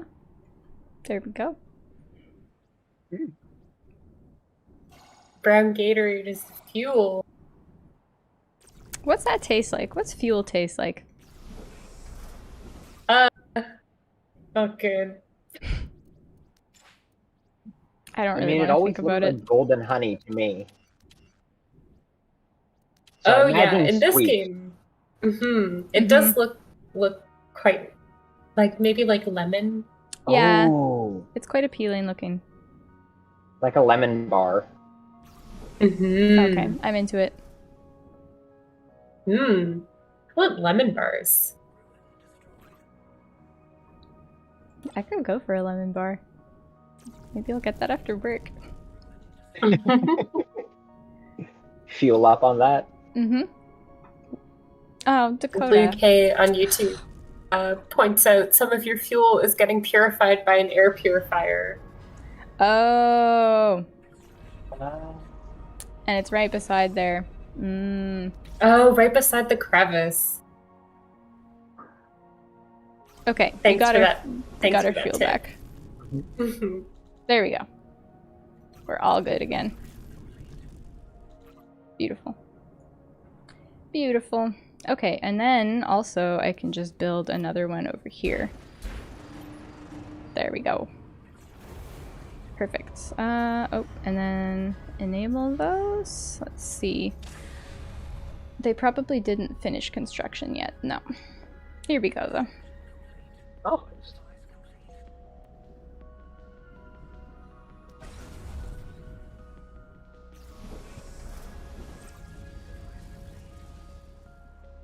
I'm still thinking about Dakota's pun from earlier about fueling up on lemon bars.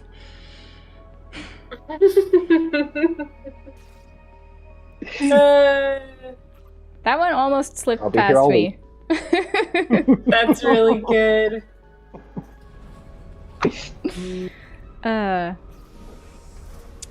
Yeah, that was actually bad placement for the air purifier. I'm sorry, Marlon. Or whoever put that there. I don't know if it was Ryan or Marlon. Sumafu on YouTube says, does anyone know how much faster do you produce stuff in processors by having 2 workers instead of 1? Is it double the speed? As in like having 2 employee modules? It might be double the speed. It's actually been quite a while. Oh my gosh, look at the difference in speed on these. Wow! Whoa, it's so fast! Yeah. Oh no! Gatorhead, they have so many ships. It's fine. Oh, but the turrets are there. They're just like... Oh, the turrets. Okay, I think I'm still attacking that one, but... Oh, it's dead now. You were. Okay. Let's see what we got. Okay, let's move away. Oh my goodness, it does so much damage. You can kind of lure the ships out of the camp. I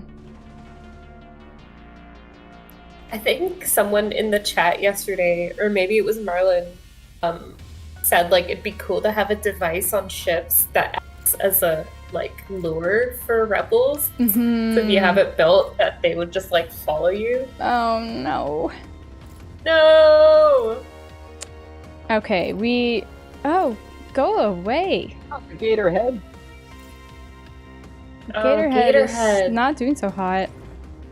Okay. Gatorhead needs to get juiced.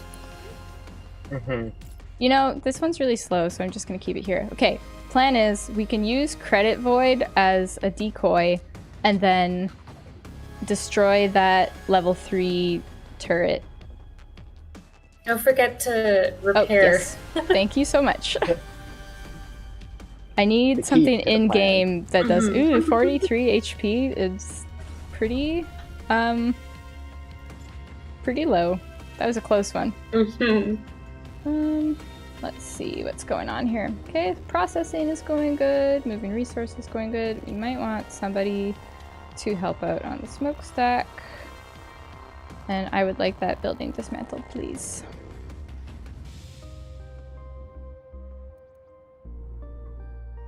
Okay. Mel says just a big lamp fishing pole on the front. Yeah, like an anglerfish. anglerfish. Yes. Oh, that's such a good name for a ship too. Ooh, it is. I love that. It would actually work well with the gator head because that's kind of how they look. Oh, the gator head's in the gator house. Stupid. Gator head in the gator house. That's so funny. That's really good.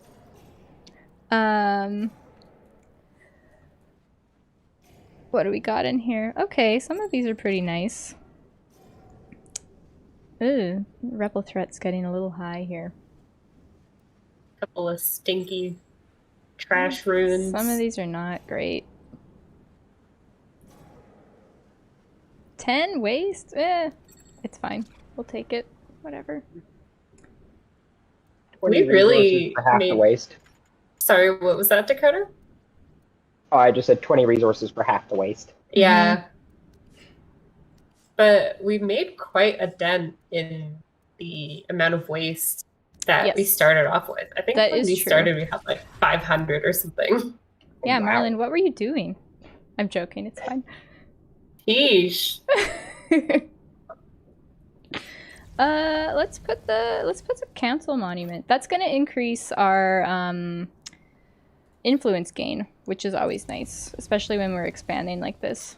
Yeah, we'll stick it there. And now that we've improved our influence cap twice. It's a good point. Yeah, we're now up to 200. I think it increases by 50 every single time you kill a rebel camp. Yeah. Got some I forget if isotopes. upgrading the HQ also I believe increases the influence cap. I believe it does. Yeah. It does increase your worker cap. Yes. Okay, we still don't have enough of a single tier, but if we go back, we can include upgrade the HQ. There we go. Yay! Oh, is this done repairing already? Wow. Awesome. I think I had more. Oh, system chalk's on that ship. Watch out, system chalk.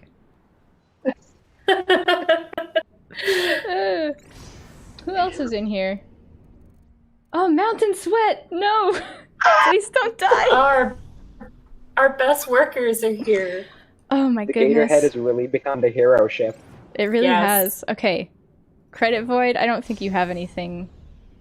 You just have default names. Whatever, it's fine. Damn. Okay. Admiral Alexa going in Here we for the go. kill. Here we go. I'm gonna get you, Bahar. Okay. Where's the turret? Okay.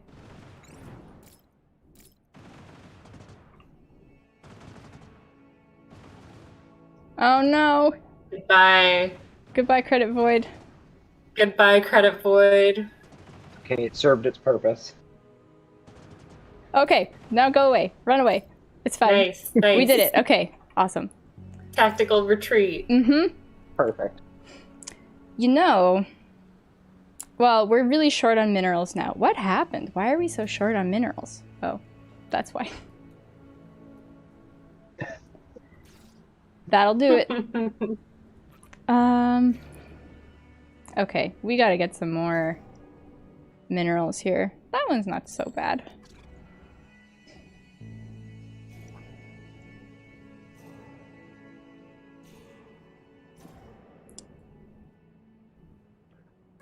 That's far away. What's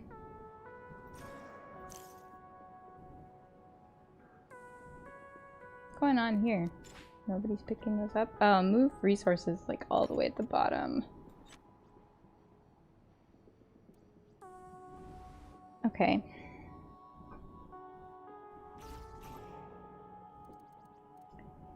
Oh, we can upgrade some, not upgrade, but convert some more guys here.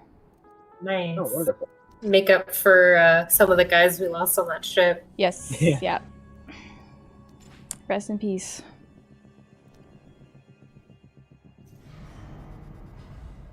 Oh, I need to set this to repair, not just let it sit around.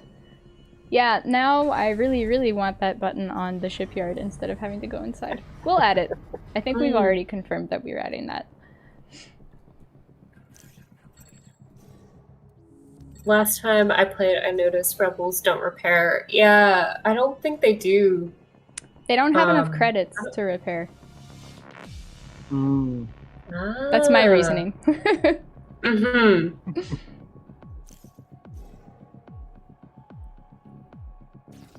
What's going on? Lore Just reasons. waiting. Yeah, lore reasons, exactly. Yeah. We're doing so good on waste. Ridiculous. Look at insane. that. Cleanest What city a on clean Titan. city. Cleanest city on Yeah, Titan. Vern would be so happy. Mm-hmm. Just don't look at the air. Oh, Let's we see haven't- what Vern says. Hey there, Founder? Right. They told me you'd be checking in soon. I'm Vern Skull. I love your Vern. Waste Management Officer. I think that title is pretty reductive, but yeah, I'm the one who moves the waste around.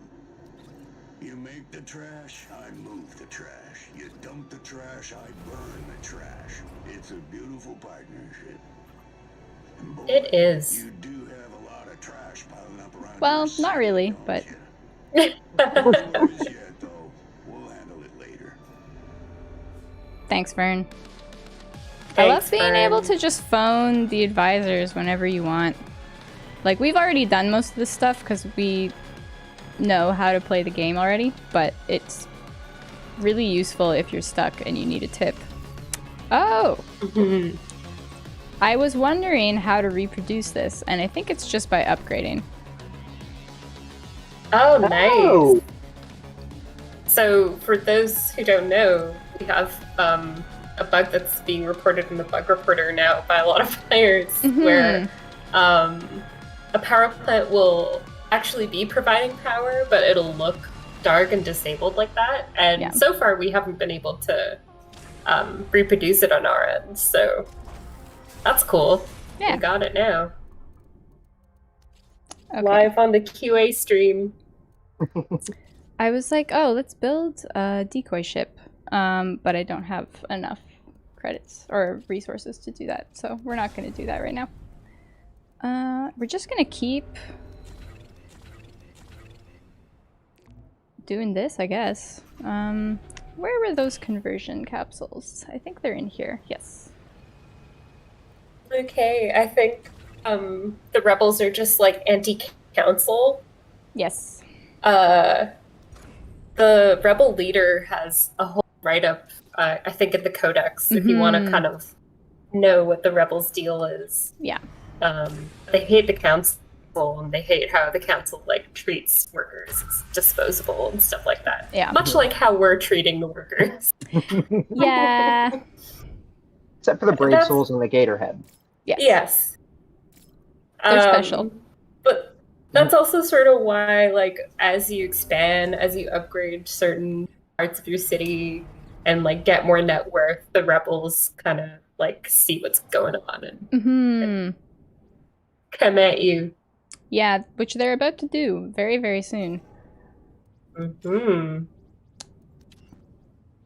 Okay, probably want somebody cleaning up waste a little bit, but see, don't need that right now.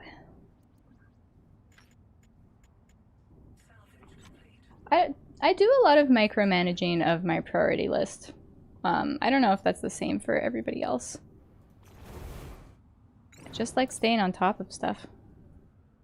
Yeah, I like to use the priority list a lot too. It's really, really handy. It's usually my go-to whenever I'm not having things as efficiently run as possible. Yeah, I'm a stickler for efficiency in my cities. I think I'm less organized than that, and I like to just like force something to be done like really quickly and like load on a bunch of dedicated workers and then take them off and then load them onto something else. Pizzle says Vern has big Jack Nicholson energy. Yeah. That's star power. Okay, I think I finally just. Uh-oh.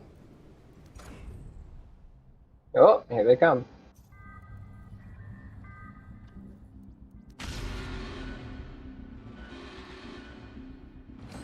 Two. Ah! Oh, you're bugs to me. You're like bugs to me. It's fine. That was a mistake they getting made. crushed. I was gonna say maybe we should like burrow, but like they're really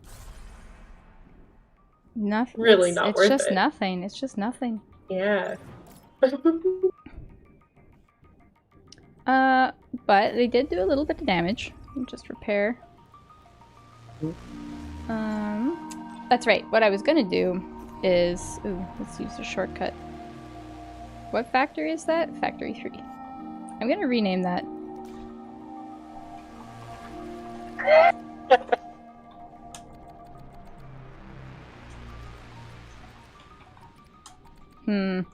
Conversion.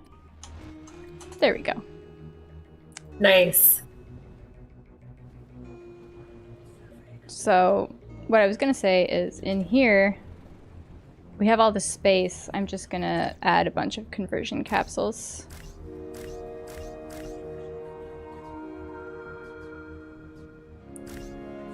That way we can expand our workforce a little bit. Nice. Oops. I don't know if I'm gonna have enough You can energy. cheat rebels by buying influence with resources, then buy land with the influence to lower your net worth. The perfect hack. Except that you have trade tickets, so you can't buy too much at once. Yeah. Do have to watch out for that. There we go.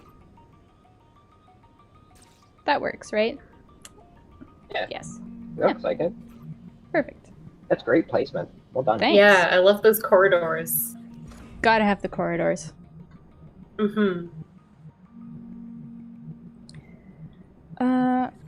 Oh, I could even build another ship.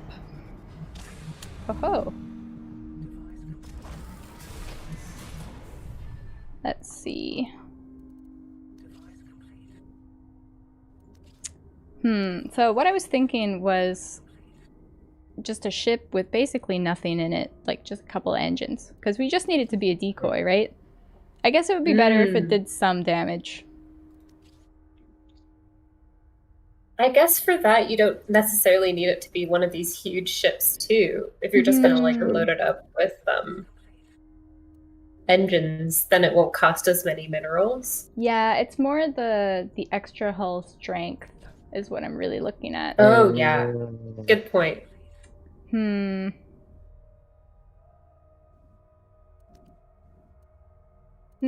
Well, I'll unlock both of these. We have the credits. We can afford it. Oh, I just used a lot of credits. It's fine. Good luck to the next person streaming. They'll be fine. Yeah, whatever. It's fine. Credits come and credits go. Exactly. There'll always be more ads. Yeah. Endless. It's true. Endless supply. Yeah, that rebel wave was not very threatening at all. But their camps are pretty scary. How are we doing here? Ooh, look at that. Yeah, now our cap is at 60 instead of 30. Okay. Beep, beep. Oh, we need more Dang it. red tech. Yeah, gonna have to get some more artifacts. Let's see. At least they're super quick to excavate usually. Ooh, nice one. Especially with these. Ooh.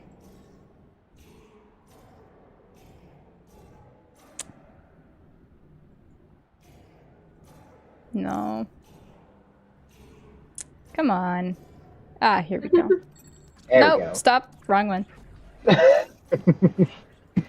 I should be using my my shortcuts.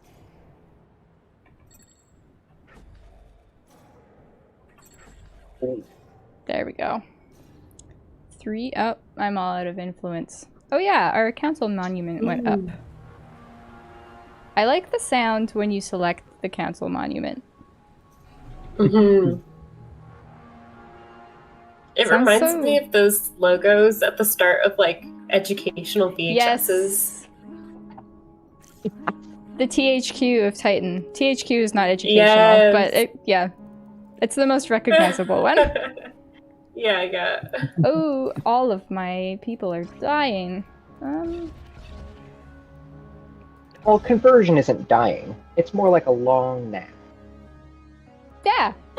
You still get paid too, so it's fine. Right?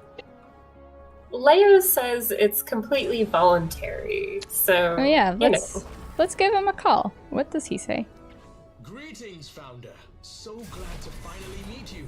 I'm Lio Visk, your head of human assets. I think he's one of my Everyone here in the favorites. Human Assets office has just been aching to get on a conference call with you.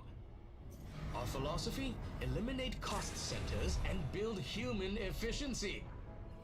We transform people from a human such a good resource name. into a monetary resource.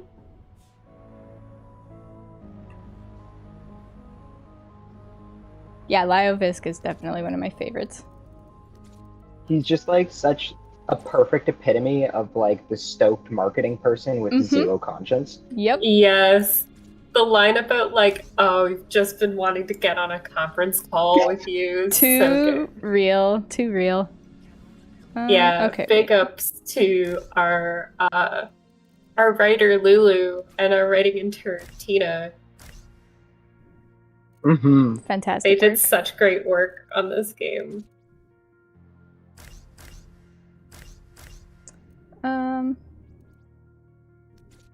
Fuel fab. Okay. Keyboard is not what I'm used to. There we go.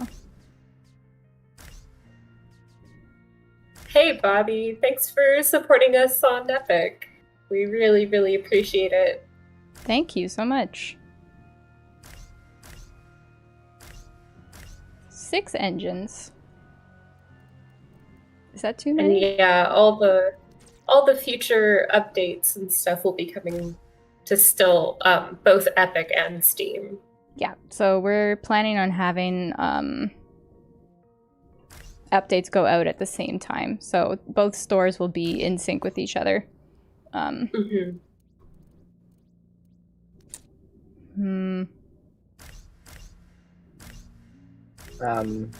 Alexa, to answer your question, as long as you don't have more engines than there are Fast and Furious movies, then you're fine. There we go. The new one just came out. Was that 8 or 9? 9. It's coming out in 3 days. Oh, that's right. Oh, damn. I've screwed myself. I have no minerals left. Ooh, You know- so much fuel, though. Ooh, that is a lot of fuel. Very nice. Maybe I should upgrade this.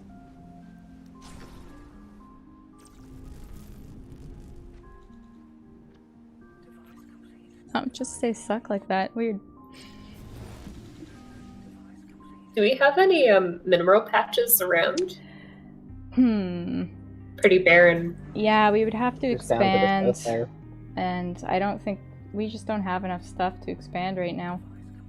Mm-hmm. Although we've could got upgrade that, processes. Oh, we could upgrade. I don't know if it would be enough though. Oh yeah. Well, some of these have actually quite a few minerals in them, so I need to take advantage of that. Good call, Arena.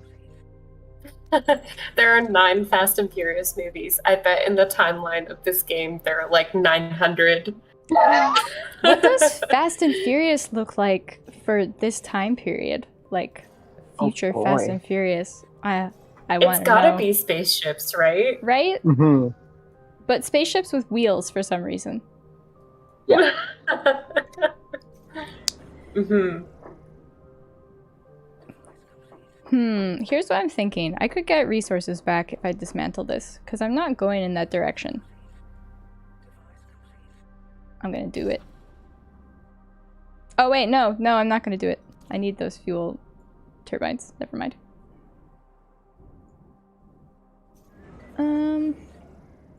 Gatorhead and the gang, yes. Good old Gatorhead. All of our best employees are on there. We really have to make sure that that one doesn't explode, because otherwise we're gonna lose both Mountain Sweat and System Chalk. Absolutely can't have that happen. Mountain Sweat. I'm so glad Mountain Sweat got on Gatorhead. Yeah. He's a real Gatorhead. RNG really blessed us on that one. It did. It really, really did. Oh. How am I? Oh, I have so many artifacts. What am I doing? Oh, Let's go wonderful. do that.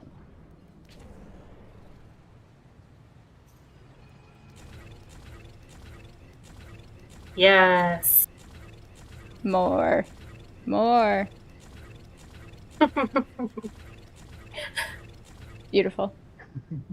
Watching them like hobble over to the bed.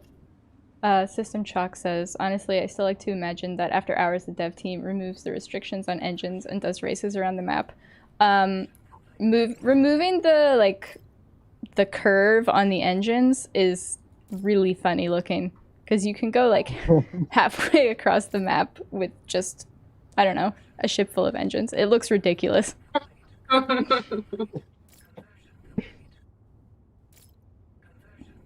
Could do a Sonic crossover that way. Oh yeah. Gotta go fast. Okay. Oh, look at how many guys I have now. Perfect. Look at them all go. Oh, and I can still make more. Wow. Ooh, we're getting a bit low on citizens though. Ooh, 20? 20 people. Don't mind if I do. Okay. Yeah, we've been doing pretty well with just this one sector over here. And, like, I convert people faster than they can die, so it all works out. Perfect. Nice. Oh yeah, we have the 3rd floor on the HQ now. Oh yeah, Oh yeah. I forgot I upgraded that. I don't know what I want to put up there, though. You know, I don't think we have, like, a bunch of batteries anywhere, so I might just do that. Some extra. Let's see. Gonna have to be kind of careful about this. So that doesn't quite cover everything. About there. There. There, and there. And then don't want to forget the energy bridge either. And then we can just pad everything else out.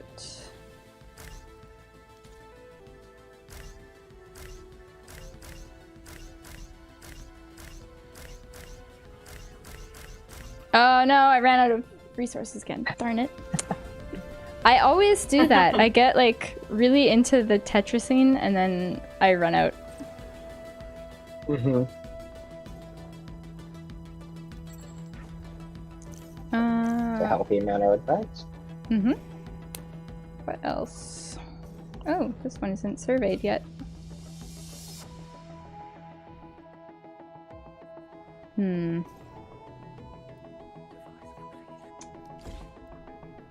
I could no, it's only 5. I'm not doing anything else with my influence right now, though.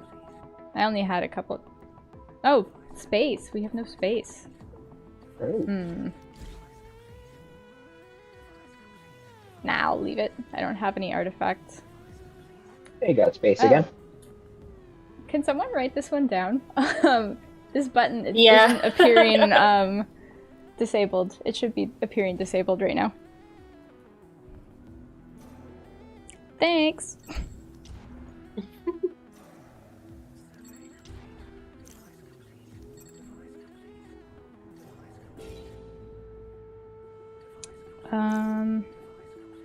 Got a lot of empty space in our city, but I also don't have a lot of resources to build with right now. Well, it's getting up there.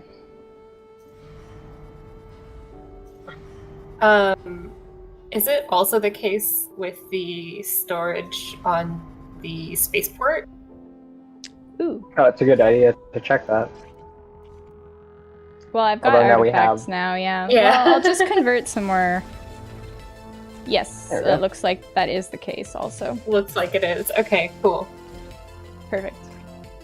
Live QAing. Gotta do it. I don't know, you just notice stuff and you might as well log it.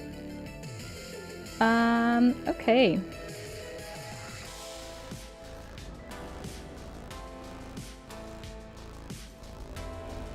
I need more artifacts. But I have no influence. That's fine. Ooh, gotta add some stuff here. What else do we got going on? Not constructing anything at the moment. Don't need that. Okay. Oh, we're back up to 83% health overall. I'm kind of surprised. I wonder... I feel like it's because we just had a huge influx of new citizens who are just getting sick now.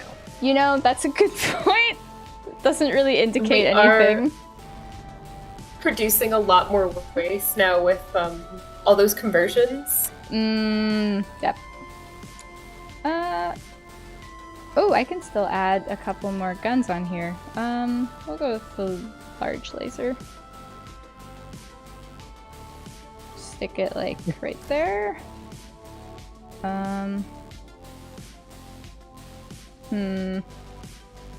That still lets everybody walk. Okay. Yes. Just need a relay over here. That one's already covered. Ooh, I wonder if that's gonna be enough energy. Forgotten Beast is such a good ship name. I'm gonna leave that one. It really is. Yeah. Oh, and I don't have any life support. That's fine. Perfect. Can add another person there. Hopefully get some minerals a little bit faster. Oh, with the processing, it goes so quick. I'm already back up to like a pretty good amount. Yeah, a lot of isotopes. Maybe we could upgrade some turrets. Ooh. Oh, that's a good idea. Yeah. Okay, let's go for it. Although we are low on power. They only need to be on for a little bit, you know? We got all those batteries we just added. Yes, that is true. They're still filling up. Got 15k battery storage, so pretty good. Fuel is looking great. Do we have a fuel storage? Yes, we do. All right. Okay. We can finally do it. Okay, got the gator head. Got the forgotten beast. Let's go. Turn off the fans and purifiers. Yeah. Breathing is a privilege, not a right. You're right, System Shock. You're right. It's, yeah. Okay, how are we gonna do this? Move out, team. Let's go, girls. Let's go, girls. Are you repairing your... I think Is you're it, are building. you building a turret? Nah, I don't think so. I don't think so. Upgrading?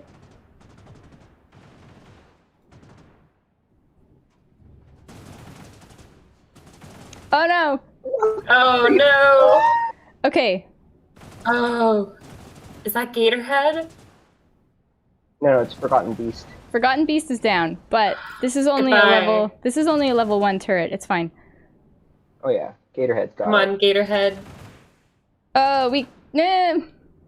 No, abort, abort, abort, abort. I don't want to risk it. I don't want to risk it. I just... True. Mountain Sweat and System Shock. I don't want them to die. They're on that ship. We have to take care of them. They're so important to me. We will not forget the Forgotten Beast. Unforgotten Beast. Okay. I don't know if I need to build another ship, but we have so many minerals. I might pad out the city a little bit more instead, actually. That's a good idea. Like, we could add more to our, like, residential stuff. Like, over here is pretty far away Or- from Smokestack, or... We could leave it for the next folks, because I That's think true. we're just coming up on time. Oh, yeah. Wow, yeah. Okay. I wanna have Gatorhead repaired, and then go and get Yeah. that other turret. I do want to get that one. All right. Okay. Let's go, Gatorhead. Is Jared in the chat? Is he planning on taking over? Yes, Jared and Kevin will be streaming right after Oh. us. Do they want to pick up on the same save file? Oh, he's I here. think Okay. they are. Fantastic. Great. Okay. Jared, I will let you hop on as soon as we have destroyed this last rebel camp. I really want to get the rebel threat level up for you, you know? But Mom, it's my turn. It's my It's turn my on turn. Industries of Titan.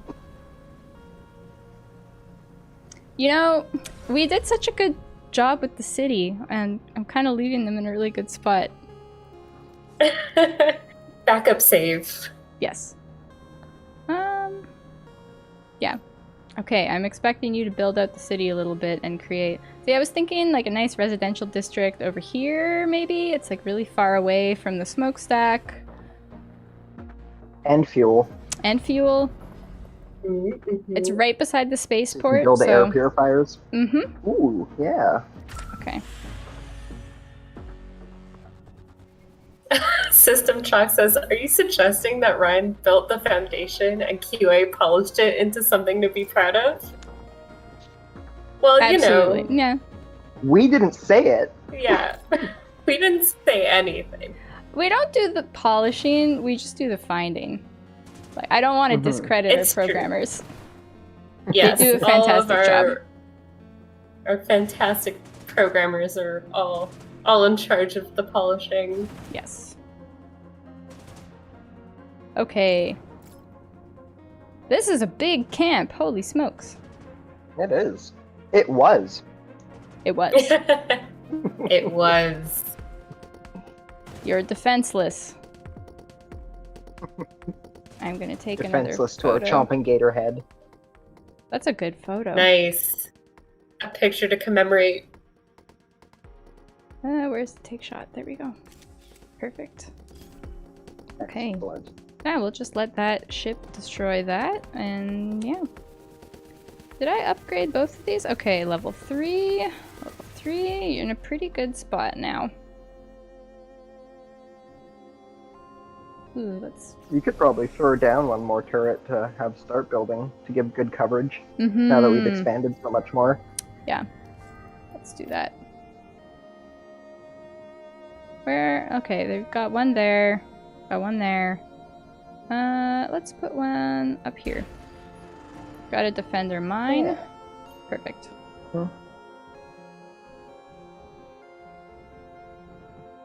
Haha. Got him. Wonderful. All right. Have fun, Jared.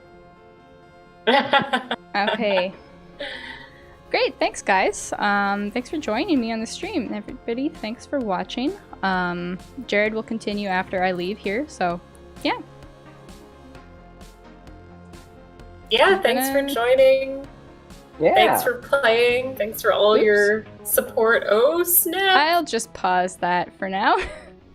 Oh, no. All right. Oh, my God. Here we go. Okay, great. Thanks, guys. Bye-bye. Bye. Bye.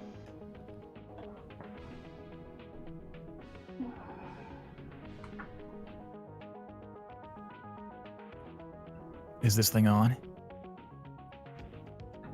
Yes. Hello, all. Well, let's do it. I can hear Alexa in the background. All right, let's hear for Jared here. Let's wait. Let's wait. Hey, chat. Hey, everyone. This is Kevin at Power Up Audio. We're helping out with the Brace Yourself game stream here. I'm going to hold it down until Jared finds his way to the desk. There we go. Here we go. Hello. We're good. Hey, Jared. Hey, Jared. What's up? Hey, Kevin. Hello. Yo. Okay. I was void in your absence. Excellent. So chat has already met the smoothest person related to BYG. And they've already heard your dulcet tones. Yeah. Yeah. It's all smoke and mirrors, I assure you. It's not my voice. It's all the software doing the work. Yeah, when I stream I also use the filters and stuff. It makes it sound so much better, but we will do our best here and you'll get to hear Kevin's nice well mixed voice. Kevin, have you introduced yourself and your role yet? Really briefly, just super briefly, one sentence. So I should probably be a little more in depth. But why don't you go first? And, okay. Let everyone know, and we'll balance it out here. Okay. Well, I save. I'm getting messages that I should save. Okay. Are you carrying? Sorry. Are you carrying on from Alexa's game? Oh, yes, I will. I have not watched what Alexa was doing, what they were doing, so I'm very scared. All right. Well. Okay. Best of luck. Okay. It left me with like a warning being attacked. Oh gosh. Okay. Hold on. Well, before we get started, I'm Jared. I'm the community intern here at Brace Yourself Games, and I'm here with Kevin, who has done a lot of work to make Industries of Titan and the presentation really special. So yeah, why don't you introduce yourself, Kevin?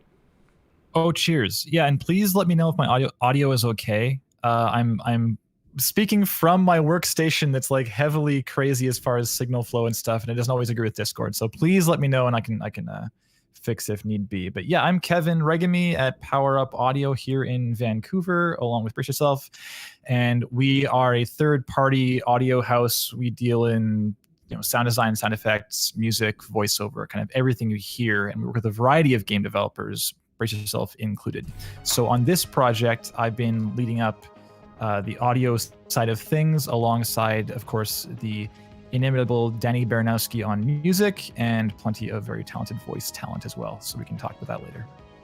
Awesome. Yeah. I'm really excited to hear and to share with everyone about that audio work. A lot of it is stuff that I think, like when you think of audio, you usually think of the music, and obviously Danny has made like an awesome soundtrack. But then there's all these other elements that is what you and Power Up does that kind of go somewhat unnoticed until you saw a game that doesn't have any of them, and then it just sounds wrong. Yeah, it's kind of the unfortunate industry I signed up for. It's like there's not really. It's pretty unsung. It's totally fine. I mean, I love the craft. It's super fun as a job, but like, yeah, it's really common that I would tell someone, yeah, like, oh, I'm working on a game called Images of Titan. They're like, oh, I love Titan. They're like, what'd you do? I'm like, oh, I'm working on sound. And they go, I love the music. It's like, okay, well, good. I love it too.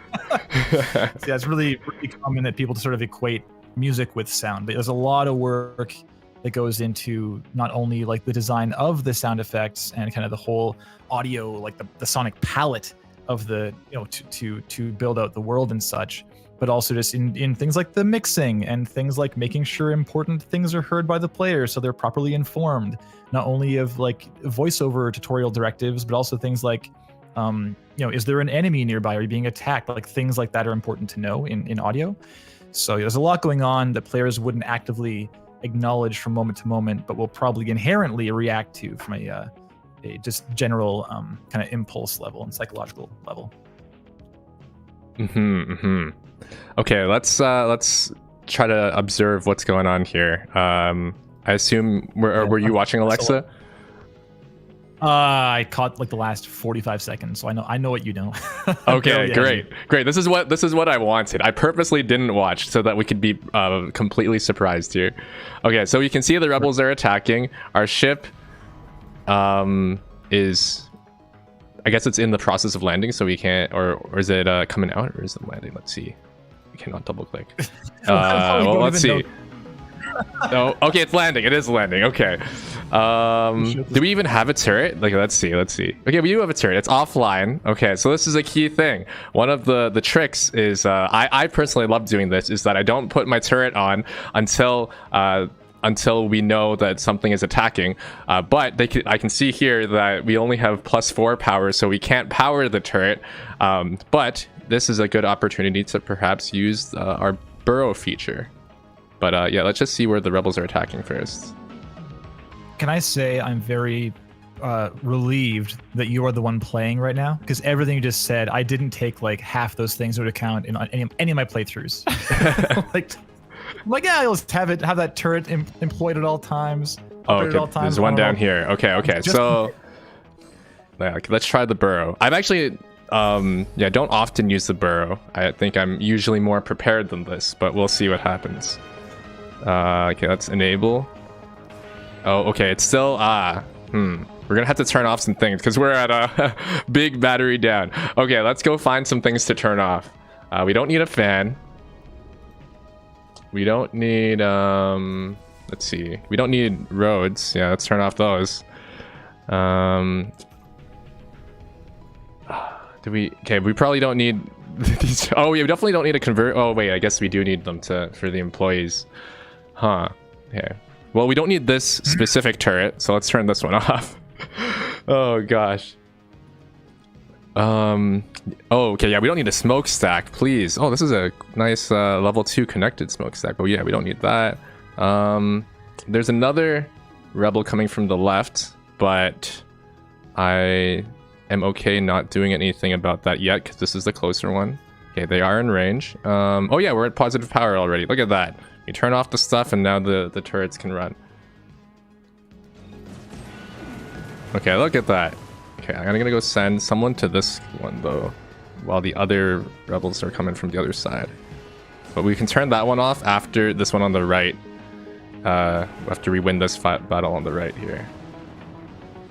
And then there's another one here. Okay, I need to turn off some more stuff.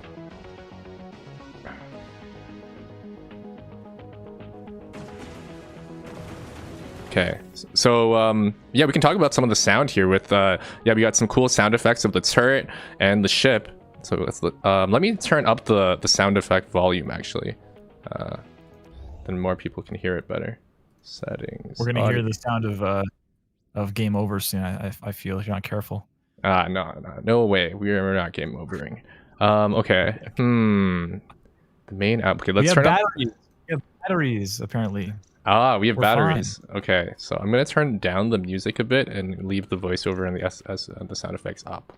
So we'll do this, and then this will let us hear the. What? Fine, all right. Yeah, this way we can hear the effects. Okay, so let's go back, resume. Okay, yeah. So you want to talk a bit about the sound effects for these combat with these lasers? Yeah, I mean, I guess so, sure. So one of the challenges with a game like this, specifically with games that have like an isometric kind of 45-degree, side-on perspective, is there's a thing in video games called a listener. And it's kind of like the audio version of the camera. The camera controls where you're seeing the world from, right? If it's 2D or 3D, whatever it is, you got to see it somehow. So it's rendered somehow. So with the audio, it's similar. Like you need to have ears in the scene somewhere. So for a game like Call of Duty or something, like it makes sense for the listener to be on the camera because it's first person, and the eyes are where the ears are generally for that kind of perspective. But for a game like World of Warcraft or something, it might not make sense for the listener to be on the camera because you're kind of like, you could zoom out and be like far back from your character, and as a result you may hear things that are very near to the camera but not really relevant to the player's experience right now, like if there's a sound source near the camera. So the same thing kind of goes for a game like this. If you can picture, we're gonna get a little bit technical here, but if you can picture, like if we're zoomed all the way in and we're looking at the thing in the middle of the screen, we can assume that the thing in the middle of the screen, like the target of the camera, is the most relevant thing to the player's personal story in that game at this very moment. But the problem is there's a right triangle being formed between like the camera, its target, and the ground directly beneath the camera. And the thing beneath the camera is actually closer than the target. So if you have things like sounds have they get quieter over a distance. There's attenuation over distance. The thing is, the things beneath the camera will be louder. So we actually, it's a bit of a smoke and mirrors going on, but we're floating the listener directly over the center of wherever the target of the camera is. So it's floating in the air above. But the further problem there is that ships are also floating far above the ground. So if we're zoomed in looking at a ship in the middle of the screen, that ship's like actually floating above a point on the ground, like beneath the frame of view. So it's super, super tricky to kind of have a spot where the listener actually hears everything. So all that said, the ships actually ignore like the position of the listener a little bit as far as the direction, the orientation of it. But it's the only thing in the game that does that. Everything else, because of the fact we can be kind of looking right at a ship, but not at the ground over which it's floating. So all the buildings, all the devices, all the worker activity, all that stuff, we have like a cone we're looking at, and it guarantees that we're only hearing the things that are relevant to the player, the things the player can see right now. But for ships, like explosions and combat and all that stuff, you kind of hear it if you're nearby at all, because in that case, it's probably something the player wants to know about, because combat's very important to make sure you're not, getting your butt kicked. So, as far as design stuff goes, though, we're doing a few different things there. It's mostly synthesized whatever for the lasers, and there is, some custom-tuned explosion sound effects we pulled from libraries here and there that other recordists and designers have prepared. So you kind of take things from it's like an artist's paint palette. You kind of pull things from here and there, and you remix them and cut them, edit them, and layer them together to make something new that best suits the project you're creating. So yeah, it's a whole lot going on there to kind of it's a lot. Like I said, there's a lot going on behind the scenes to make sure that we're hearing what we need to hear. And 90% of it is never going to be acknowledged by a player ever. That's just one of those. Yeah. I can't see Steam chat right now. Hold on, because I want to see if anyone has questions for you. I imagine this is all like stuff that many people have not considered about games before, or about like any production. So I'm sure there's some interesting insights. Let's see. I should pull it up too. Yeah, so it's going to put an energy plant there. System Shock says, I for one listen to every laser and say, thank goodness they didn't go a cappella for this. Thanks, Chalk. Thank you. Good to see you. Yeah, so going back to the gameplay, yeah, since we knew that we had a deficiency of power to run our turrets, I'm now building an energy plant. We've got so much fuel that we can definitely have another energy plant, put it beside the road so that they can easily build it. And I can see that we only have one rebel camp left to defeat to get to the victory screen. But I also want to show off another thing that I'm not sure that everyone knows about the advisors. Yeah. So if you've played the tutorial or if you've seen the tutorial, then you know that there are some really colorful characters on Titan who are helping you out or are trying to give you some advice on how to get your city started. And Kevin and Power Up basically do a lot of the things related to that to make them sounding good. And Kevin himself was doing the directing for the voice actors and the voice talent. Yeah, so I was wondering, like, how do you go about the direction for a voice actor, trying to get them into the zone to like portray a certain character that they will never have perhaps seen before, or like there's no actual reference since it's a virtual character? Sure. Yeah, it might be worth even talking about kind of the process before that too, because that certainly measures in pretty significantly in the whole recording process. So when you're looking to get voiceover for a project, basically you nail down like who are the characters we need voiced. You know, what's the volume of like how big is the script basically, and what's the nature of the character? Are there inspirations for the character? Are you like, oh, I love like Tommy Lee Jones in Men in Black or something, and you love that character. You're like, I want to be just like that character. Then you have this reference, and when you're casting, you send a casting sheet out that has, you know, the character breakdown, maybe their age and maybe a gender or a backstory or accents, all these things that might be relevant to an actor as far as you know, trying to breathe some life into this character. And so we get in, you know, it could depends on how wide you cast a net for your casting call, but you could, you know, get in many auditions and you go through one by one and say, well, which ones are speaking to me? And you narrow it down, pick your winners, and maybe do one last callback if you want to hear something a little bit different or some refined something rather. And in the end, yeah, you choose your talent. They come on in for a recording session, and you go to it. So as far as direction goes, yeah, so a lot of it comes down to things like understanding not only basic things like, oh, how old are they and what are the accents and stuff, but also things like what are their motivations? Like why are they even talking to you right now? What's important to the player right now? So for things like tutorials, for example, we have in the advisors right now, if you dial in and talk to some character, they might say, hey, have you thought about this consideration? We'll call it consideration X. And you go, oh, as a player, oh, maybe I haven't. But some players might miss that and still not do it. And they call back to the advisor. And at that point, the advisor might say, what the heck? You still haven't done the thing we talked about last time. Like, what are you doing? So in that case, when they're like repeating themselves, we can put a little bit of that into the read itself. So we say, founder, you still haven't done this thing. And you can kind of, you know, give them a little bit of a firm nudge at that point, rather than being just straight like you were with the previous read. So it comes down to just things like general overall motivation, as well as things like it might be worth billboarding certain words. You call it billboarding. So for a line like, for example, if we have Ayana Oak talking about the fuel use and such, and perhaps there's no energy yet or no fuel yet, and she says something like, hey, remember, we need fuel to run things. It's pretty important to hit that word fuel, because fuel is the gameplay term. So we need fuel to run things isn't good. It needs to be something like, we need fuel to run things. So you might want to, we call it billboarding. So you have a bit of a beat either before or after, or both, just to kind of hit that bolded term. So if you listen to the voiceover in the game, you'll probably hear plenty of that, where there's a small kind of billboard moment where they make sure to emphasize the important word to the game and to the player's needs at that moment. Yeah, how about let's just listen. We're actually short on fuel, so let's ask Ayana. Founder, thrilled to finally meet you. Oh, okay. I'm This Ayana one. Oak. I'll be managing your city's Oh, this is Oh, the it's the very intro. first thing she said. since I was a kid, and after years Okay, of let's see. my career.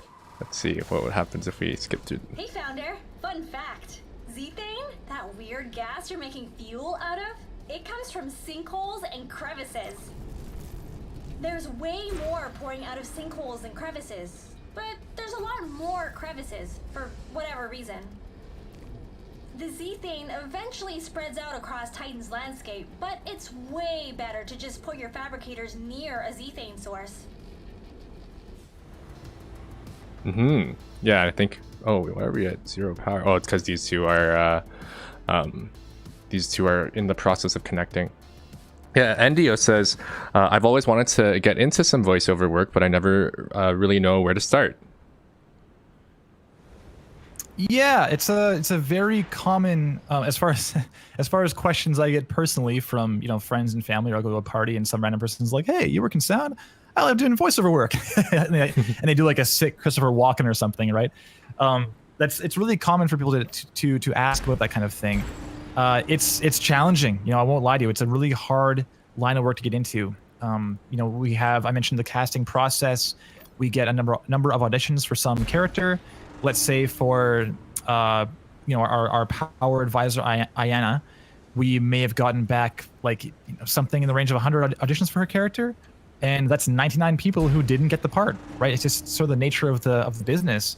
So if you get good and you become someone, you establish a network of people you want to work with, or who want to work with you that you've worked with before, perhaps, and you're being hired relatively frequently, then heck yeah, you can make a great living in the voice world. But realize it's really, really, really hard and unforgiving for a long time. And when you get rejected, no one tells you you're rejected. It's not time effective for someone doing a casting call to contact every single person who auditioned, right? So it's a little bit of a saddening thing sometimes, but it's certainly doable. If you're passionate about voiceover, it is absolutely doable. Just a matter of one thing you can do is practice reading out loud a lot. And it's not just about doing like I joke to Christopher Walken. Impressions are one thing, but you're talking about breathing life into a character, so living as that character. And I'm no acting coach specifically. I can direct a performance, but it's just really, it's a tricky thing to not just be like, oh, you just sound like some lady or some guy, just being a voice. It's to go one step further and help really inhabit that person's life on Titan and really convince the player that this person is a living, breathing person. So it's tricky. It's a really tricky business to get into, but it's doable. Cool. Wow.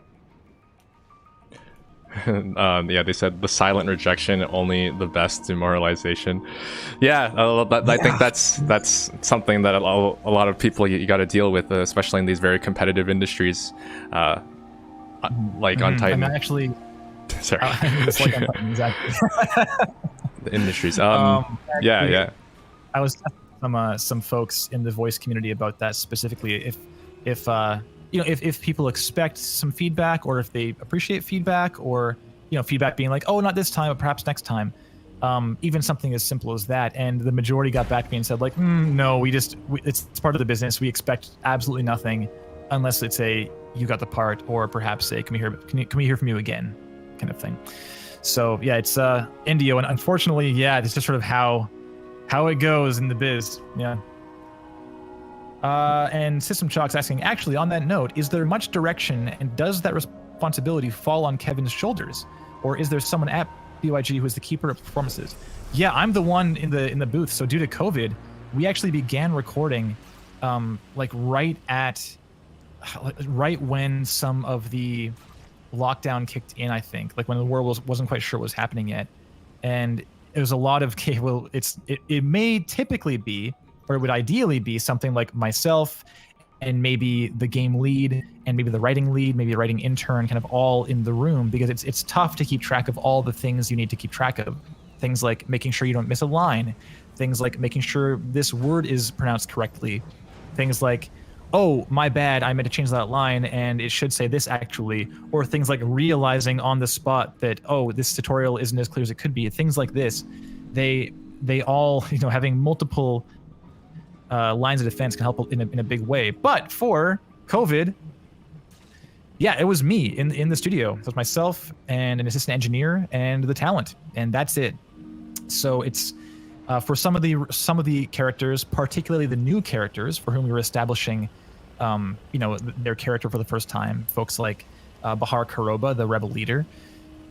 We certainly had Lulu on the team, who's the writing lead, just to make sure that we were kind of hitting the right.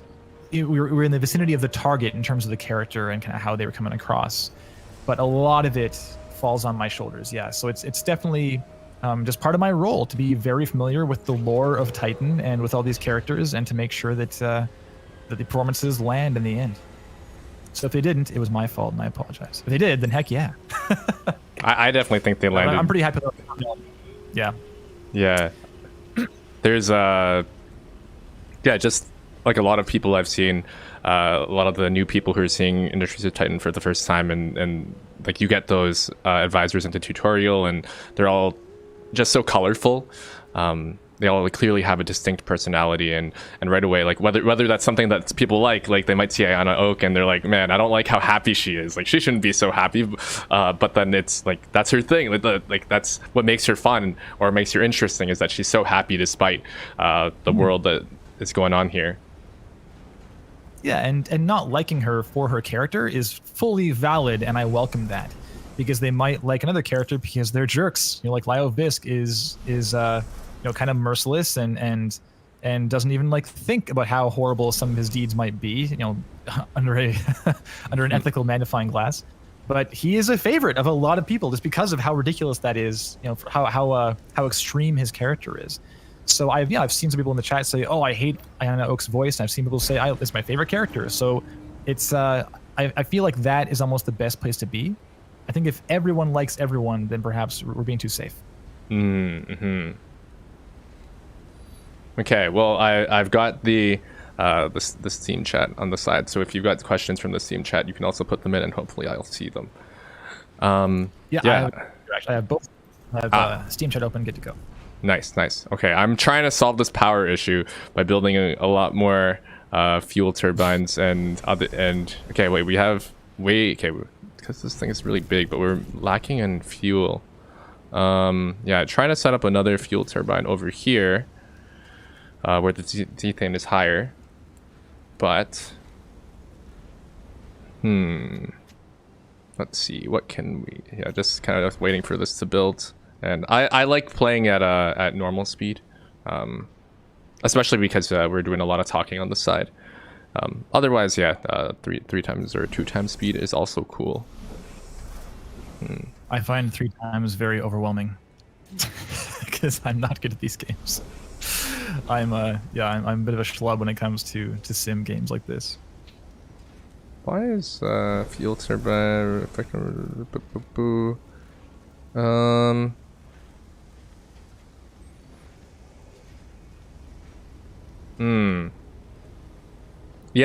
so someone in Twitch chat, it says that they enjoyed the advisors, but they found some of the information perhaps a bit lacking. And that's something that we've been seeing a lot of feedback, and we want to provide more information so that people can be more informed when they're making their decisions for the first time. It's always a challenge to get that balance between like giving people too much information so that they feel overwhelmed, and not enough so that they can't make those decisions. But something that we are looking at. Yeah, overwhelmed or annoyed is another bad result, is you have just someone talking at you forever for no reason. Like, I know, get on with it, right? Mm-hmm. So yeah, early access is a wonderful time to get exactly that kind of feedback. So appreciate it. It's yourself and others being able to come forward and say, hey, listen, perhaps there's room to smooth things out here. Then there's a good chance we agree. Totally. Mm-hmm. Lacking in energy and so many things. Okay.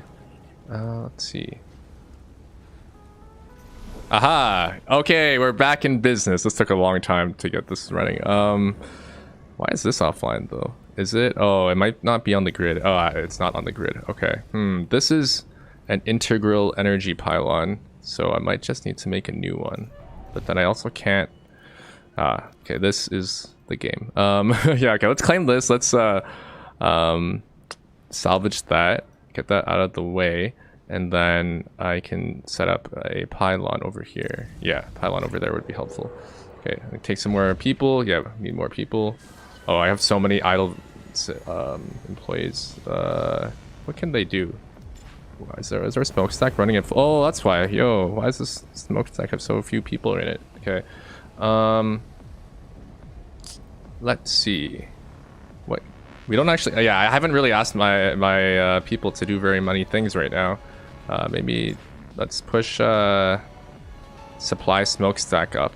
Let's send some people to do that. To get rid of this waste, and at least get them doing something. Let's see.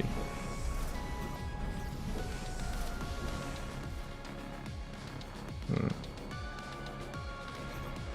we get more people? Yes, we can. What's our money situation? Okay.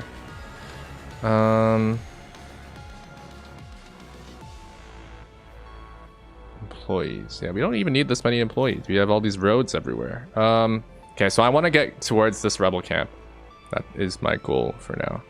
So let's build some road. Ooh, actually, do we have enough mine minerals?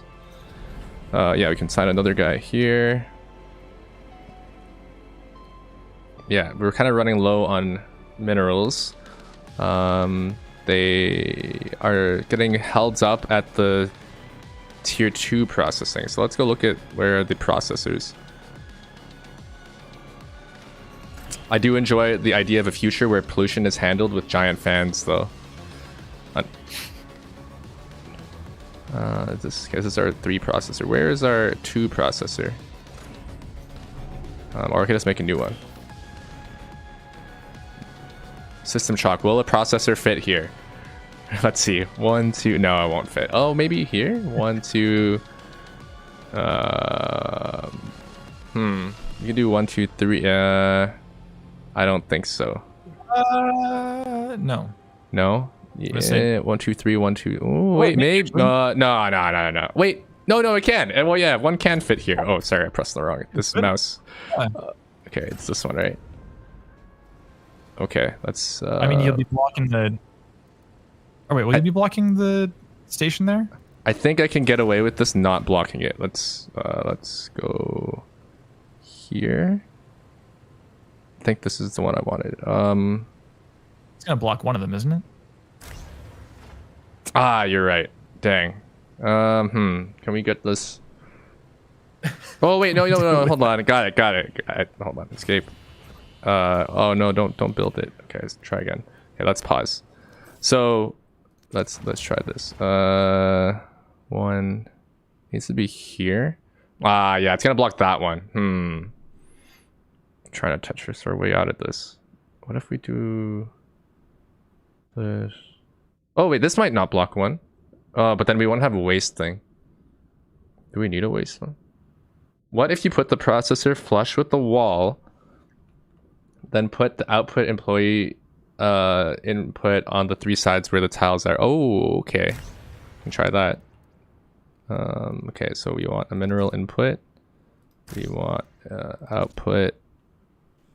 Oh, whoops, wrong button. Oh. That doesn't seem like it's gonna work. We could get it without. I feel like I'm not. I didn't do that right. Let's see. And you don't want to ditch that station, huh? No, I do not want to ditch that station. When I said flush with the wall, I meant the wall of the factory. Ah. It was what you were going to do? Oh, okay. Is it? Is that gonna work? Wall of the factory? Really? Oh, okay. It's gotta be the other one, right? Like this. Like this is the. Oh, okay. Yeah. Okay. Well, this is similar to what I was gonna do, but okay. This will get us. Yeah. Okay. Nice. And then employee module right here, and now everyone. Yeah. Okay. There we go. But we don't have a waste thing, but that's okay. Oh, we also have a floor too. Okay. Ah, more stuff up here. Oh, look at all these conversion capsules. and another isotope L2 processor. Okay. One thing I like doing is I just like putting waste receptacles in spots that like you're not going to put anything else in. Like just throw them here. Yeah, there you go. Because those spots aren't doing anything else anyways, so we might as well. Yeah, like here. Stuff like that.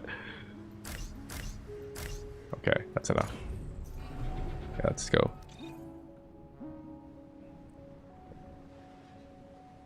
I see in the chat as well. I really enjoy the transparency and honesty BYG provides the community. Early access is something that's seriously abused by many game studios these days, and you guys seem to be conducting yourselves with a refreshing level of integrity. Well, I mean, cheers for the kind words. I mean, early access is certainly it's not our first rodeo, you know, as far as going back. Was it 7 years now for Crypt of the Necrodancer? That was an early quote unquote early access title, I think, on Steam in general. And yeah, similar. It's like we're just looking to get the feedback and improve the game over time, and also provide everyone with like a roadmap of what's to come in the future, so people know what to expect. If you want to take a break from the game and come back in a month or two, like that's totally fine. It's very common for early access players to do that. And you know, to be like, oh, in August they have like Thing X coming in. Check it out. Why not?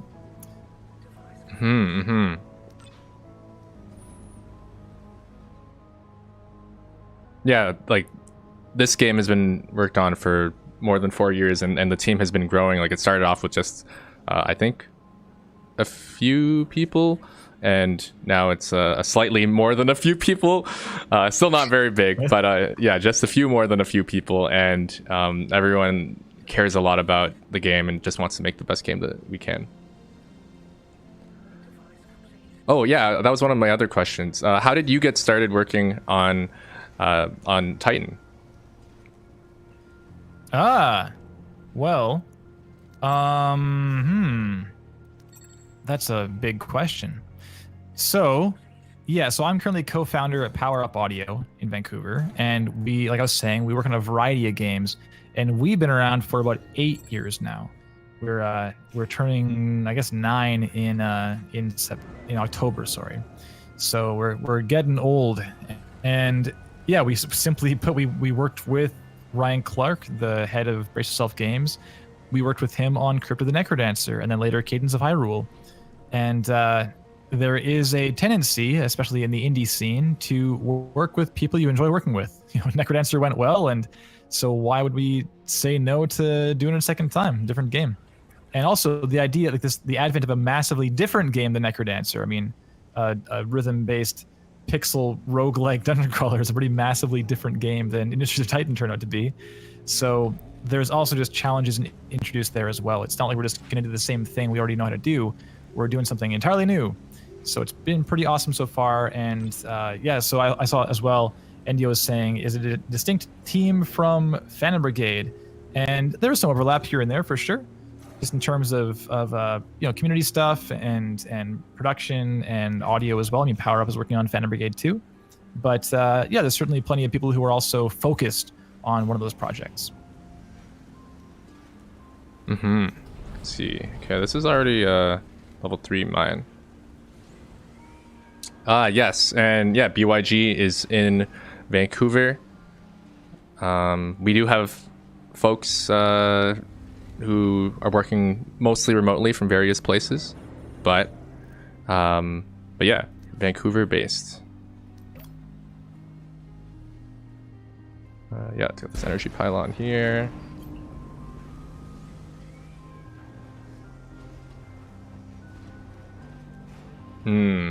Yeah, Chalk says that yeah, they've noticed like see the number of names in the credits relative to the amount of stuff that's been added in just 1 year. Yeah, the game is so different than it was where it's at compared to where it was last year.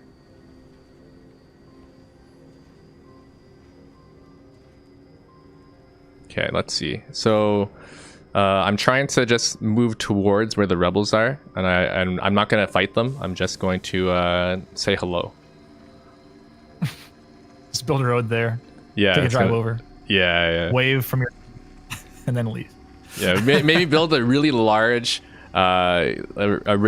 command center, and like look at them with the council monument, so we can taunt them. I also need more minerals though. Can I claim that? I cannot. Okay, let's just build one more road. So let's get through this. Oh, I can't claim that. Well then, sure. We'll just build the command center here then. We want the, okay, I don't want that 36 waste. I want these 3 red artifacts. Yeah, they've left this city in a really good position. So apart from the little problems that they set up, and but yeah, now that we've got everything sorted, I think we're in a decent spot. Build a defense turret to shoot their defense turret. Oh, that's not a bad idea. I like that. Let's see, how big can the range go? Ooh, that's pretty big. This is a level 3 defense turret. Okay, they are like here. So if we built one like here, maybe, then we could. I'm not actually sure if that works, but we'll try. Question in the Steam chat. So question, does water in the game serve any use? Sort of a stupid question, but I had to ask. Not a stupid question. Have to answer whatever. Currently, the lakes don't serve a whole lot of purpose other than kind of defining the environment. Just, you know, it's just informing the building of your city. Of course, you need to build roads a certain way. They don't go through water naturally. But in the distant future, yeah, we certainly want to have kind of more systems at play. And I believe the water, the lakes. I mean, quote unquote water. Whether it's just straight up water is perhaps debatable. But the lakes, yeah, we're hoping they'll be a little more. They will affect gameplay more for sure. I mean, in general, across the entirety of early access, we're always looking to further complicate things, to add more depth to the game and add even more replayability than there already is. Mm-hmm.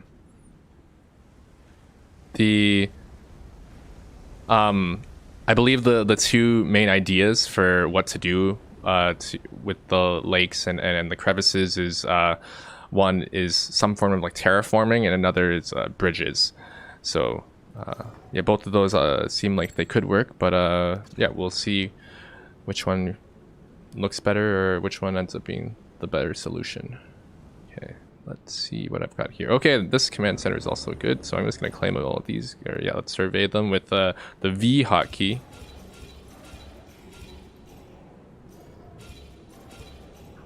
Okay, then you're going to need some more tier... Well, usually we have a decent number of tier 1 minerals. Will flooding be a thing? Like, that roads can flood? Oh, that's an interesting question. I don't think that is in plans, but that is a cool idea. I'm not sure, though. They're not in plans that I've heard of. Yeah. Nor I. But that is... that. Yeah. We have talked about natural... like, having weather have more impact, because in the lore there's a reason why the weather is the way it is on Titan, and it would be really cool to participate in that and to like even control weather and such. So yeah, that might be in that direction. That's how you upgrade from roads to canals. Thanks. Yeah, like the idea of like a damaged road, like right there on your road, you have that kind of little inlet, at the middle of the road, in the lake course. Like having that road damaged, pouring into the road, would be pretty sick. And who knows? I'm not making promises. I am but the sound guy. Above my grade. Why isn't this thing getting built? Okay, yeah, our energy and our fuel is doing fine. Let's see, why do I have idle dudes? It's because they've already supplied the smokestack. Wait, but... Okay, no, there's more supplying a smokestack now. Is the smokestack already... okay, it's full, so it's not burning as fast as we want it to. Or like, it's just burning as fast as it can, but it's not exactly enough. Okay, yeah, there's the truck. That truck was taking a while to get over there. Can we expect thunderstorm, solar flare, something to make the conditions harder for certain periods of time? Yeah, I think those kinds of things are within an idea possible of like ideas for weather. But classic sisters, naturally. Yes, yes.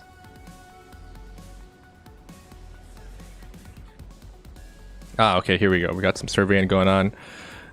Let's see. Yeah, I want minerals, so let's just claim those with... Oh yeah, hold on, I'm not salvaging. Gotta salvage. While you salvage, the Abraxas is asking Macaroni. I can answer though. Did you do any voices in the game? When I heard the power system engineer on Ko's stream this morning, I thought it was you based on your stream yesterday. But someone said no, it was Tristana. So you're kind of... So the person that answered also had their information wrong, but I know why they had it wrong. So no, Macaroni is not in the game, sadly. I'm sure she'd do a bang-up job. The power engineer is actually Stephanie Cho, who is based here in Vancouver. And the reason that person said it was Tristana is because the voice of Tristana in League of Legends is Elspeth Eastman, who is the voice of Einar Pier in our game. So the person who answered your question just had their wires crossed there, that's all. Yeah, Elspeth did a killer job and has been the voice of several things for Brace Yourself games as well, notably Cadence for Crypt of the Necrodancer. So we have a bit of a storied history for voice in our projects. Yes, we love Elspeth. Cool. Okay. Yeah, our money is positive, even though people are dying all the time, but that's fine. We just get more.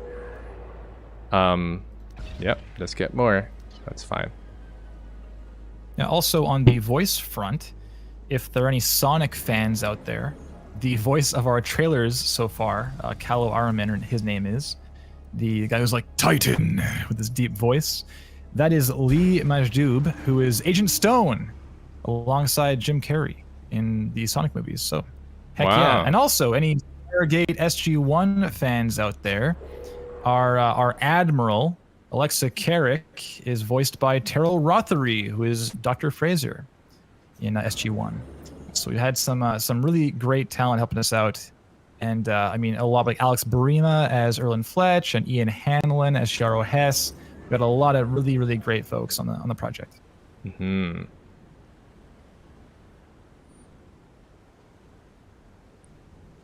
Yeah, talent lineup is so good. Yes. Okay. So we're just picking up our resources, and we'll slowly make our way over to these final rebels. What size is the team? So Brace Yourself Games is just over about 30 employees. However, some of those people are only working on Phantom Brigade. Some of those people are like operations, so don't directly work on the games. And then there's also we have help from Streamline Games, which is a developer in. Sorry, this is for Industries of Titan. We have help from Streamline Games, a developer in Malaysia, and we also have help from Power Up Audio and Mogi with QA. That correct, Kevin?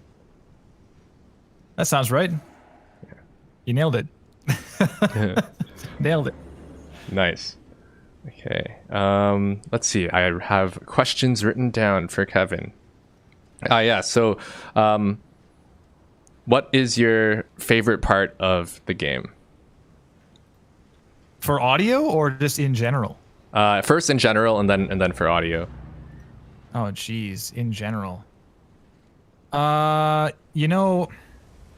gotta say, I really like building ships. Like, I'm not, as I've stated, I'm bad at this game, but shipbuilding was kind of semi-operational for a while in the project, like during development, obviously, as things are, as you get towards, knocking it out. And when it finally started working in the game, it just was so fun to get in there and start just building stuff and launching your ship. Because I played, RTSs and stuff as a kid, and play Total Annihilation or whatever, and you like build a ship and send it off. You never see the interior of the ship. You never have any say when it comes to that stuff. So yeah, the idea of having a little more control over that stuff is just really fun for me. For the audio, I've really been enjoying the voice work. I love working with voice design, and one thing we kind of skipped over talking about voiceover is perhaps the final step, and that's what you call like voice design. So not just the performance itself. I mean, of course, I'm there to help direct the performers and get into kind of the right neighborhood for the performance. But it's a very collaborative effort. Like, they're bringing a lot to the character, and ideally, they should be bringing things to the character I hadn't thought of. and that sounds true collaboration at that point. But once they go home and we finish the recording session, and someone at Power Up, myself in this case, has to go through the recorded content and pull out all the good takes, edit things together, make it sound nice and spicy. Then the last step is to actually make the thing sound correct in the world of the games. So of course all our advisors are calling to us on kind of like video calls of sorts. So we imagine, well, what's in the background here? Like, what are they in an office? Are they in a smokestack just hanging out like in an industrial space? Like, where are they right now? What's the quality of the microphone they're using? What is the quality of the reception from the place they're at? There's a lot of like kind of outside the frame questions we can ask ourselves to say, oh, does this sound right? So maybe go to waste management, for instance. Just pick one of those guys. Okay, cool. Hey, Founder, there's waste all over our city. For now, you can build a waste receptacle in your headquarters or a factory to store it. Your employees on cleaning duty will move their collected waste into storage automatically. It won't solve our waste problem forever, but it's better than nothing. Besides, if the citizens can't see the waste, it might as well not be there, right?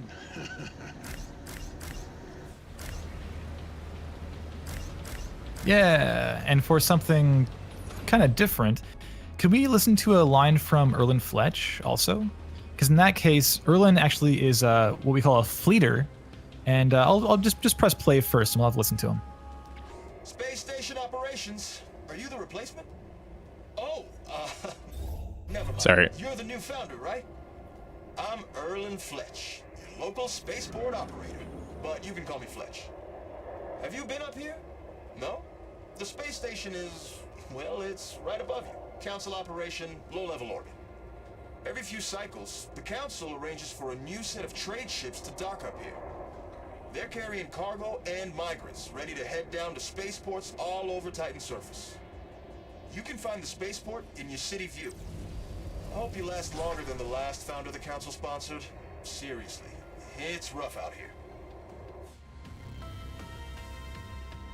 Right. So Erlen is a fleeter who was raised in 0G.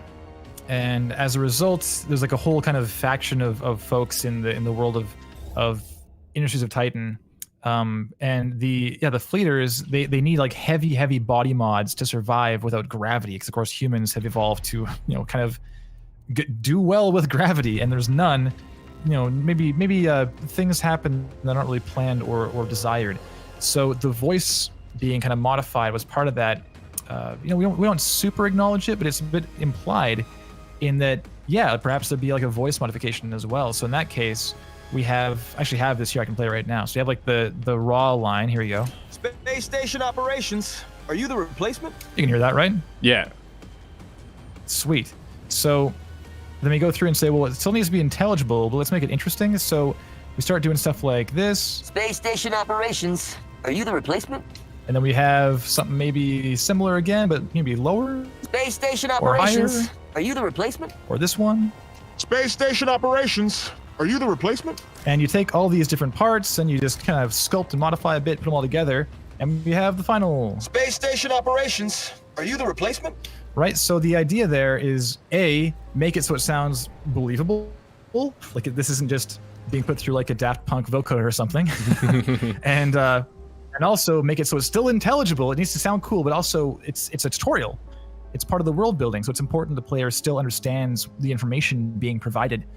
So it's always a balance to strike, and I really like that kind of balance of pushing creativity as far as you can, or in interesting ways, but still keeping it within the realm of believability and also intelligibility. It's really fun.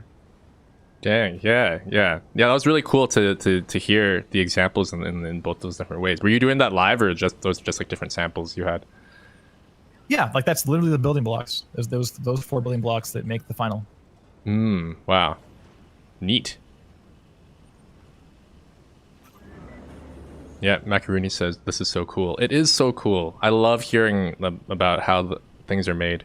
Yeah, it's really, really neat to hear Kevin talk about all of this in depth. Okay, let's see. Okay, so we have this energy pylon. We've got our other command center over here. Where does it? It can, yeah, it is online. So if we can claim some of these spots. Okay, and I'm gonna need to upgrade this too, so I might as well do that now.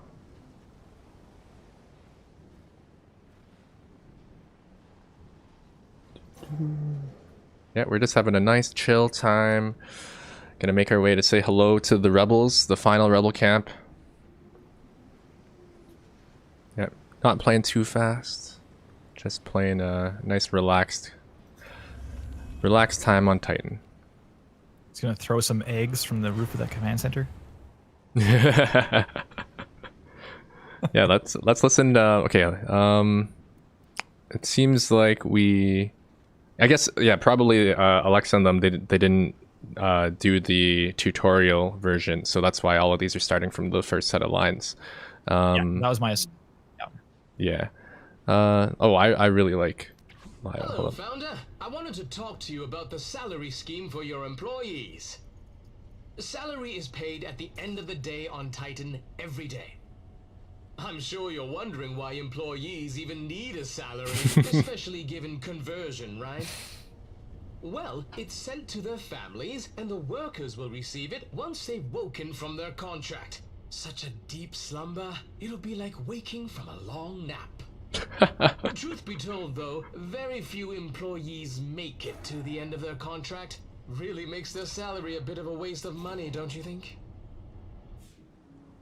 Yeah, that's great. Yeah, and also, obviously these characters come alive because of the writing itself. Yeah, I mean, that's Vincent Tong as the voice of Lio Visk, and he's been into a ton of animation and I think like a bunch of games too. He works with Clay Entertainment here in town on some of their stuff in the past. I think he was in Mark of the Ninja. I'm trying to think of what else he's been in. But yeah, solid guy. Know what would look good on that rebel camp? A nice 3-story factory with 12 L1 processors and 6 L2 processors. Yeah. Yeah, I'm gonna hear from him some more. Founder, employing workers is tricky business, but that's why I'm here to help. The more employees you have, the more credits you'll pay per employee. That covers maintenance and storage costs and such. For your convenience, we've rolled these fees into the salary payments, so you can pay your dues all at once.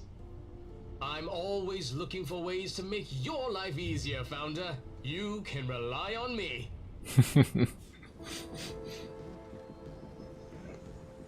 Nice. Yeah, and if you want to hear more about the writing, Lulu, who's the lead writer, is going to be on stream Thursday, I believe Thursday. And we also know, yeah, so all week we've got every day from 1 to at least 3 Pacific, so that's 4 to 6 Eastern. Yeah, we'll have different people from the team come and talk about Industries of Titan. Yeah, or okay, all week until Friday, and if people really like it, then we could also maybe do the weekend. But yes, so every day we got different people coming on, so you get to hear kind of different perspectives, and I that's why I really wanted to get Kevin on the call to talk about his very unique perspective and the unique stuff that he's doing. Yeah, thanks a lot. It's not the most common thing to get to kind of pull back the curtain on the sound stuff. Okay, let's see. We're over here. Let's claim this. We start claiming their territory yet? Oh, nice. We can. Claim that. Don't even need to survey it, but I will survey that.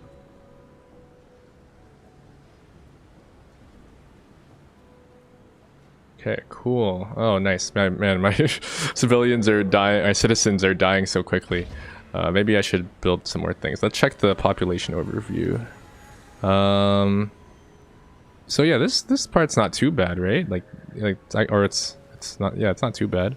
And then like the fan pushes the pollution. Why are they all dying so quickly? Maybe do we have? Yeah, okay. Maybe we could put air purifier on that side to let's see, population. Or, okay, is it an air purifier? Okay. I feel like oftentimes people just don't use air purifiers, but I'm like, nah, I'm gonna use an air purifier today. Okay. So we've. Oh wait, is this not even the same camp that? Oh, I think they've. This might be a camp that they already destroyed. Oh man, I'm sad. You're building all the way here for no reason. Where's the final camp? Okay, let's go check out the ship. Okay, so they got one of these big ships here. It's all repaired. Yeah, it looks good to go. Let's launch. I'm jacked. Let's go. Yeah. Let's do it. I love the sound effects and just like the general effect of a launching ship here.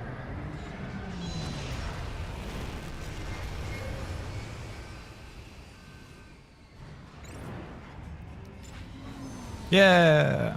Nice. Okay. Yeah, there's actually different sounds for the size of ship too. Like L1, like level 1, level 2, level 3 ships will sound accordingly. Cool. What are the kinds of things that you're looking at to make the different sizes of ships sound different? Oh, weight mostly. I mean, the biggest thing, just trying to have some distinct character to them, and you can do that through a variety. I mean, making things sound different, quote unquote. There's different moves you can take to achieve that. I mean, there's easy things like volume. One is louder. Like that's an easy way to do it, right? Panning isn't really a thing in this case because for our perspective, everything is like right. You can point to where the sound source is in the screen. It's not like it has a width to it, like a stereo width we call it. So not panning. Another one is frequency range. So we can have more high frequency things, more low frequency things. So for a bigger ship, it would make sense to have more bass to kind of help illustrate that added weight in the size of the ship. So there's certainly more like versus like. So it's it's a lot of just picking and choosing kind of your tools. Cool. Yeah, I was just kind of trying to see here like how different that sounds when we're up here. And then if we zoom in, like yeah, now we zoom in.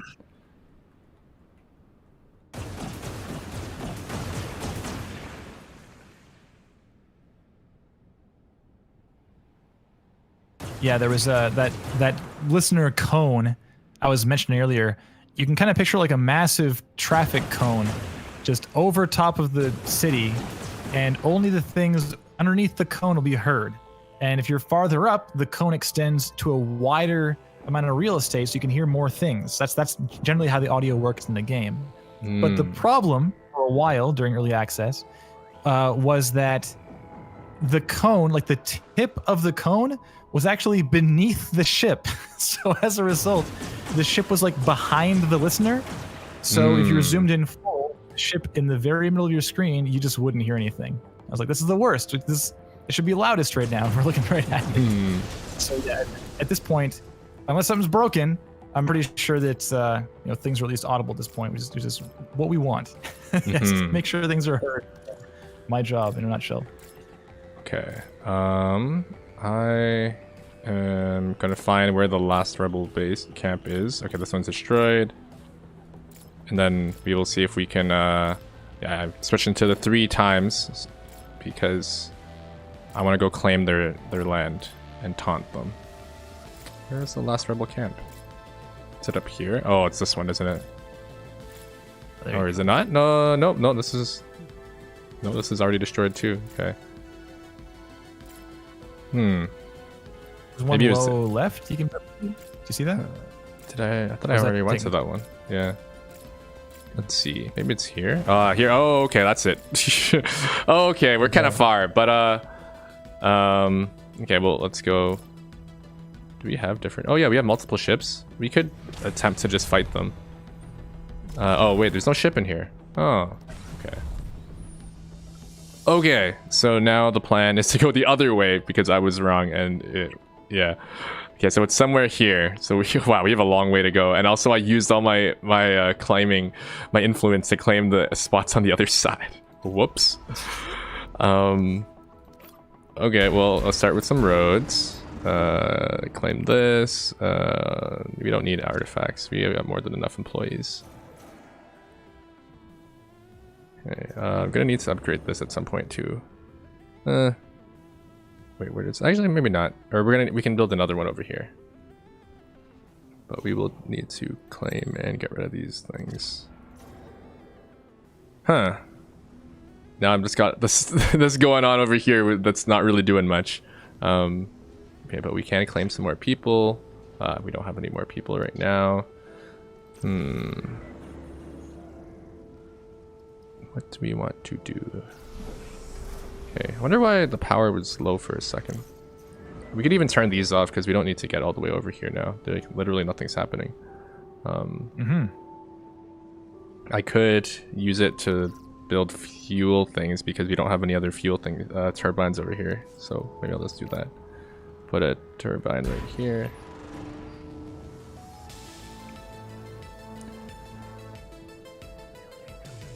Okay. Gonna have to open or get my phone out because to find the other questions I wrote down because my laptop on the side here ran out of battery. I came very prepared. Let's see. Oh yeah, another thing I wanted to ask is just if you want to talk about the other projects that you've worked on, because you've worked on many projects. Yeah, I can talk about that a bit. So again, I'm with Power Up Audio here in Vancouver, and we're a team of 5, and we've been around for about 8 going on 9 years here. And again, we work primarily in the sound design, music, and voiceover space. A lot more sound design lately. We tend to end up working with some other very talented composers, such as this game's Danny Baranowski. But in the past, some of our past work includes Cadence of Hyrule, also with Brace Yourself Games. We worked on Darkest Dungeon with Red Hook Studios, and we're currently working on Darkest Dungeon 2. We are currently working on Ruined King, a League of Legends story, along with Riot Forge and Airship Syndicate. Oh, I didn't know you were working on that. Yeah, it's a fun one for sure. I mean, Riot's been amazing to work with so far. It's been great. And as well as Super Meat Boy Forever with Team Meat. It's released last December-ish. We just released Subnautica Below Zero last May. That was a pretty fun one too to work on. I was also lead sound on Celeste and the follow-up Celeste Farewell. We did I've seen some FTL comparisons in the chat for the ship gameplay. The FTL team's follow-up Into the Breach, we were lucky to work on as well. We did like a downhill mountain biking game called Debt Descenders that some folks might know from Xbox. Yeah, it's like a lot of indie stuff for the most part. That's wow. That's just like a hall of fame of top tier indie games right there. Yeah, cheers. I mean, we've been super fortunate. I mean, to be in Vancouver, because a lot of these devs are either situated in Vancouver or just part of them or they just are good pals with folks elsewhere and have been kind enough to refer us. And I mean, it's just been a long road for Power Up of establishing these relationships with these awesome developers, and thankfully they want to work with us again, so we end up working together again. It's been great. How long has Power Up been around? Yeah, like 8 years-ish, 8 and a bit. Before that, my co-founder and myself used to work at another studio that did like kind of third-party audio work, but they were much more kind of factory-oriented, like, get this thing done and throw it over the fence and be like, and we're done, and like run away. Like there's no... Like I would never be on a stream talking about the game. We'll put it that way, right? So, so at that place, my co-founder Jeff Tangsock and myself, we worked on like a combined 300 games or something like that. It was just ridiculous. There's so many things we worked on there, but it was like in various capacities, mostly sound design or like music support or casting support or whatever across the board.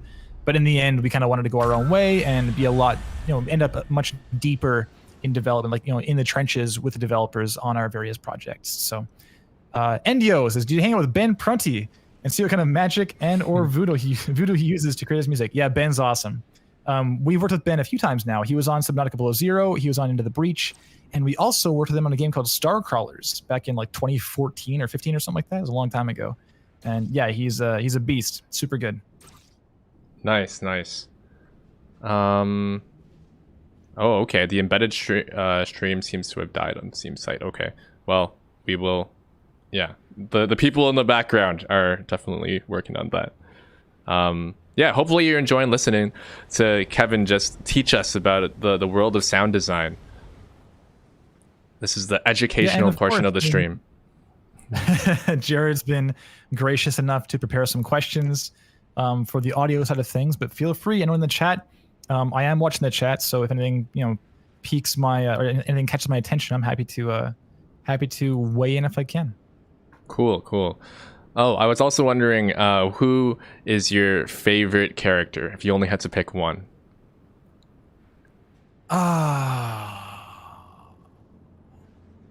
Let's see. Like in the world or in Titan? Yeah, favorite character ever. Yeah. I think it's. I see Sir Karma in the chat calling for a Vern. Is it a Vern? I don't know. Any more Vern fans in the chat? Maybe. I'm a big fan of Shiaro Hess. We channeled some of Game of Thrones Littlefinger. You know that character? He's like got the kind of weird extensions at the end of sentences for no reason. It's like Sansa, too long, So with him, kind of similarly, if you listen to his dialogue, we very intentionally just like held the last word or last syllable here and there. And I love how it came across. And yeah, that's again Ian Allen, who is crazy talented. Ian is one of my favorite people to work with. So I'm kind of biased. It's hard for me to separate the character from the performance. And in the end, I was looking forward to working with Ian so much, and that's what we got. He was great. Nice. Yeah, Zabo says, I thought your thoughts on how ships should sound was really interesting. Sound is so important to feel, but I can never quantify it. Yeah, I think... Yeah, the ship sounds... Oh, go ahead, please. Oh, I was going to say, like, that's kind of the thing, right? It's not something you can quantify. It's literally not. You can quantify like decibels or like dynamic range or like stuff like that, but how that leads to feel, like that's literally something you can't quantify. And that's where like experience and like really studying and trying a whole bunch of things, what you do, ends up eventually making it sound good if you can know what you're doing. Right. And part of that question, Zabo, isn't just like how should they sound. That's maybe not the only question. The question before that is one of audio direction, and audio direction is defined by the whole project's creative direction. So we have, Sir Karma in the chat being art director on Industries of Titan. At one point during development, he made like a mood board of sorts and was like, "Hey, here is some feel. Like, is it a silly game? Is it a serious game? Is it like, far past? Is it far future as far as sci-fi goes? Like there's a variety of things that you kind of use as markers to help define what the direction on a project may be. And then that direction on the whole, the creative direction will inform things like the art direction and how the writing goes and how the voice performances go and how things sound in general. Exactly, Zabo. Yeah, totally, for tone. So you have it's like concept art for tone. So for audio, when you think about a question like how should ships sound, it's a very good question, because like Jared was saying, it's not like we can go outside and like record a spaceship and be like, oh, it sounds perfect. It sounds just like the spaceship I have at home. Not quite. You can't do that, right? So it's a matter of saying, well, what is the audio direction stipulating? And it might be, well, a show like Star Trek, like The Next Generation, we hear the Enterprise go to warp speed and goes, it's very clean as a sound, because Star Trek in general is a very clean sounding show. It's like clean sci-fi. All the doors are very clean and everything's very well lit, and everyone's uniforms are so spick and span. Like everything is so clean, right? For the Federation at least. And whereas you have shows like Alien, and Alien is like, the ship itself sounds like a monster. Like it sounds super like rumbly and gritty, and there's like metal clangs and stuff's like kind of shaking and clattering in the background. You're not sure if it's the ship itself, it's the alien itself. They're both spaceships, sure, but the tone of the show, like of the media, is helping define what the ship sounds like. So for a game like Titan, it's there is some clean here and there, but in general, like the idea of like a capitalist society where capitalism rules all, there probably won't be that much attention given to things like, oh, let's make this look nice. You know, it's mostly, does it serve a function? Is it making us a profit? So for things like rebel ships, they are just, you know, they're ramshackle. They're just finding scrap and doing the best they can with this. So these things probably should sound a little dirtier, a little more like they might fall apart at any moment. Even though they're certainly very dangerous, they're not quite as prepared in their engineering as the players' ships might be. So we try and make that distinction here and there too. But yeah, on the whole, just trying, like I was saying earlier, try to communicate things like weight and power. You know, make the player feel powerful with their cool ship they just built. All this stuff is really important as far as trying to define with the neighborhood within which you design this sound. Mm-hmm. Yeah, you can see the I'm just trying to show we don't have any rebel ships here, but we do have this rebel, these rebel buildings, and yeah, they are kind of like a slum or something ramshackled put together, like you were saying, and then how that art direction leads to the sound and everything put together. Yeah. And I see Steam's back up. Thank you for everyone on Steam just bearing with us there. We're all good to go again. I see Creels in the Steam chat saying, "Are devs in the chat to talk about the game?" Well, we're here watching the chat. It's kind of similar. So if you have questions, feel free to level them at us. We're happy to answer. Mm-hmm. Let's see. Okay. I think I'm just not doing very many things. I'm playing super slow. But okay, we got this going, so now I can upgrade it. That's what I was trying to do. We can survey this, and oh wow, wait, no resources in this one either. Wow, what a bad. What a waste. What a waste, yeah.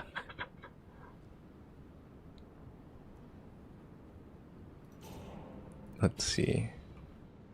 So when you mentioned, a question in the chat. When you mentioned the spaceship, it reminded me. Do you have go-to samples you like to use for particular feels, like a wee bit of some Apollo 11 recording?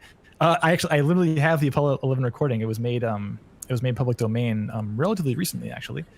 And I don't use that specifically very often, but it's kind of cool as a little layer here and there. Yeah, I mean, that's a really general that's a very common question. Like, I don't think my parents even know what my job is, to be honest. Like, they're like, oh, he makes sounds and he seems to be doing okay at it, so that's good.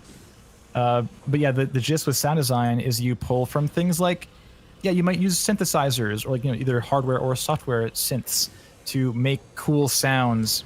And then you might use some recordings you did yourself of things like your oven closing has a cool, like, ronking squeak to it or something. It might sound cool in a ship sound. Or you might use recorded content by other recordists whose job it is to go out there and record just tons of stuff. They might record like a fire extinguisher, and maybe you can modify that and kind of process it to make it sound like a jet engine of some kind or a ship engine. Or you might use your own voice. If I can't, it's a very common, my wife will hear me working away in my room being like, how do it needs to sound like, I'll make some noise. Like, what sounds like that? How can I make something I have or can fabricate to sound like that? So, I mean, sometimes it is your voice. Go and modify that, and maybe it sounds awesome. Like, it's very possible. So yes, I have a weird job. Yeah, that's super cool. It would be kind of funny if your parents were asking you what your plan B is after 8 years. Hey, you never know. You never know. You'll be a lawyer. Yeah. Yeah. How did you get started just playing with audio and sound? Yeah, sure. I think, like many in my job, in my field, I began with a general plan of going into film scoring, because I played piano and trumpet, and I actually went to college for music composition in Edmonton. And so I came to Vancouver to kind of keep going on the audio engineering side of things, but from a digital perspective. So more in the box rather than performance and writing music on paper. And then here just sort of realized, oh well, I've been playing games my whole life too.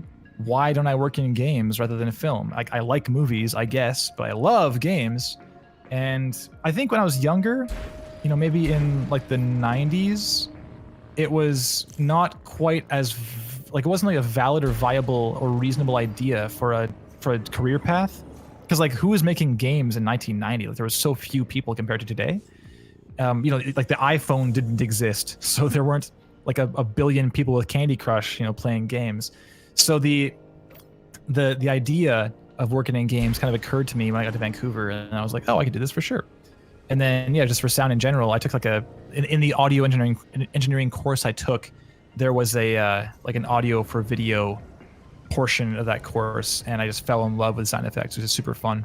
I just like I synced some footsteps to a character, and I was like, oh my god, it's alive! It was like it definitely sounded bad. It sounded very bad. I wouldn't share it with you now, but at the time it was pretty exciting. And yeah, it's I certainly still love my job. Thankfully, it's great. From YouTube chat, they say Daedalus class ships from Stargate have the most beautiful rumbling sound engines in the galaxy. Whoa, fighting words. I suspect some differing opinions might be out there. But yeah, agreed. Pretty solid. Okay. Dang. Okay, I guess people are not dying as fast, I don't think. Maybe I should, Oh, I don't have anyone there, that's why. Whoops. Okay. If we can just get over here. Let's see. Okay, maybe I should speed up the game. We've been playing pretty slowly. I do want to claim their land. Oh, huh. I'm actually gonna need a council monument because we are not generating. Yeah, we're not generating influence fast enough. Let's put one here.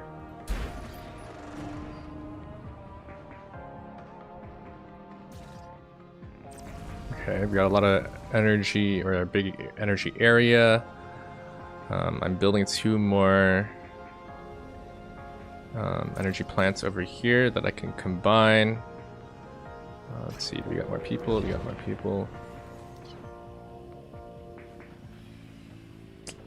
Okay, so if I was playing and I was trying to do is like finish a game as quickly as possible, I would use the ships, and I would basically try to be very lean. Like right now we've got 54 employees. This is more than, like, we keep on having employees idle, and like, oh, we don't really need to have this many employees. So like, because we don't need as long as the roads are actually transporting, and I have like the maximum trucks on this level 3 transport hub, then yeah, we don't actually need that many employees, and therefore I would build like 3 ships. Or 2 ships. 2 ships if they have 1 turret, and 3 ships if they have 2 turrets, and just tank. Let's like go. First, I would lure their ships out of their base, so away from the turret, and then I would go repair all my ships. Then I go back and fight all of them. And I think for me that has worked pretty well. Very consistently able to win in like a relatively decent time. But instead today, I want to claim their land because it's something different. Okay, we need to build this road. I did see a question in the chat regarding, is this game only single player or is there multiplayer? So yeah, our current goal is to finish Titan, to finish Industries of Titan and all its features as a single player game, but we will continue to consider multiplayer in the future. It's possible, but not our current focus. Yes, yeah, multiplayer would be really cool, but it would be very, very difficult as well. Why are these on? Oh, they don't have employees assigned. Okay, there we go. Go send some dudes over there. Usually take them mixed with ships and taking their land, but I built too many ships and my game crashed. Interesting. Yeah, we're at. Oh yeah, we're at level 100%. Yeah, well, time to go assign some dudes to their turrets. I've been preparing for this by... Oh yeah, we got this ship who I forgot to repair. These are these not going? Not enough fuel. What? Well, we got 78 fuel. Fuel needed. Oh, apparently we need even more though. Okay, let's we can build another fuel turbine somewhere over here. Or yeah, we're just stuck here at 100%. Apparently, yeah, this is interesting. Ah, there it is. Okay, they were waiting for the building to complete for our threat to go up. Okay, where are they coming from? Oh, okay, there was someone on this side. Okay, time to turn on this turret.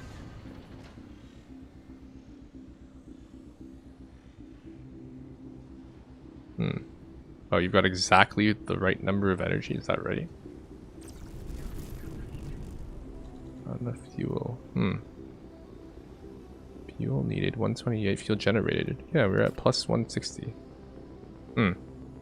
Okay, well, there's one ship here. Our turret's taking it out already. Like, here's another ship. Okay, let's listen to this rebel ship fighting. You're all with the combat sounds, man.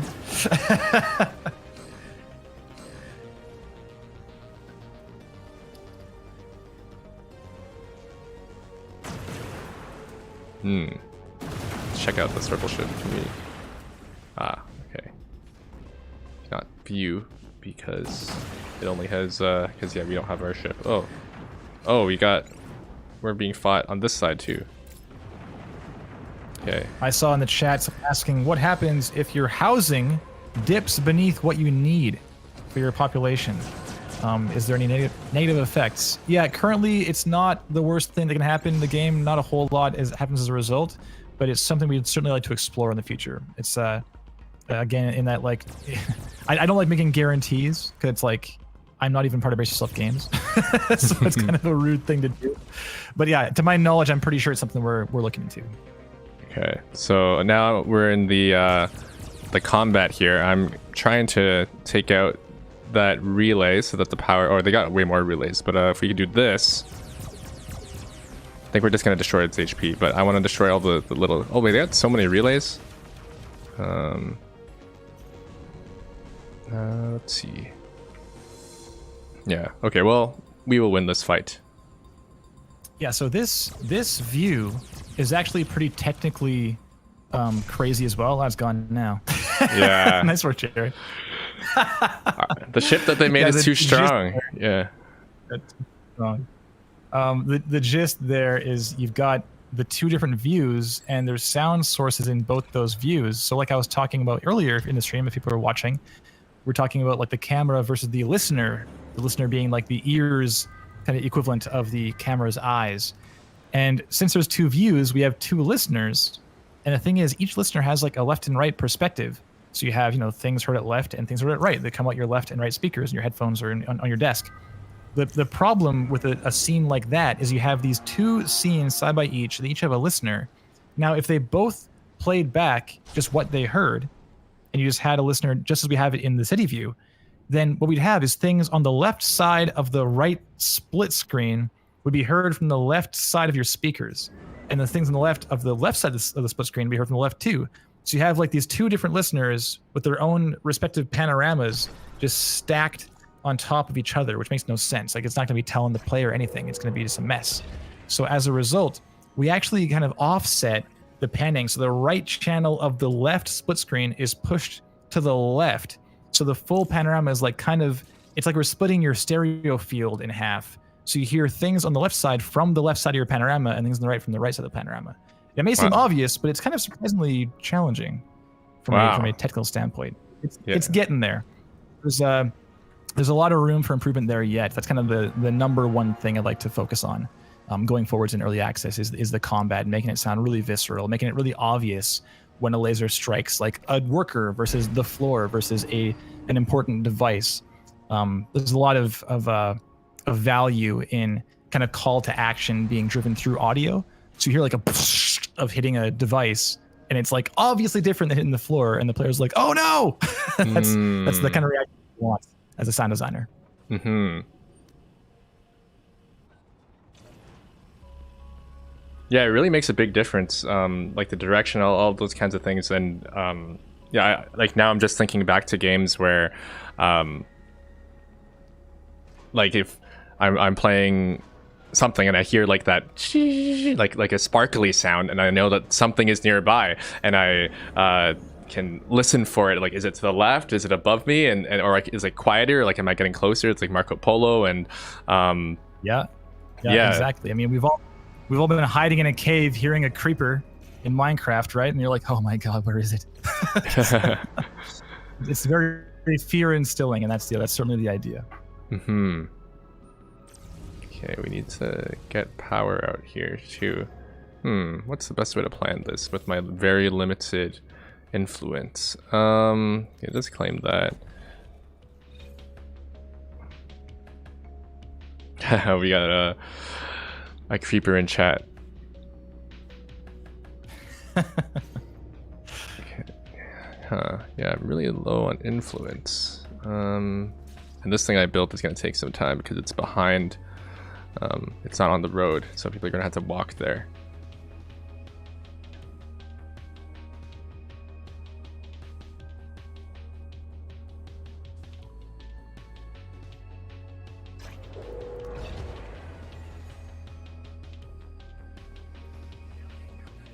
Yeah, like sound awareness is so important in shooters or yeah, especially in first-person games, where you can't see like everything around you because it's first person.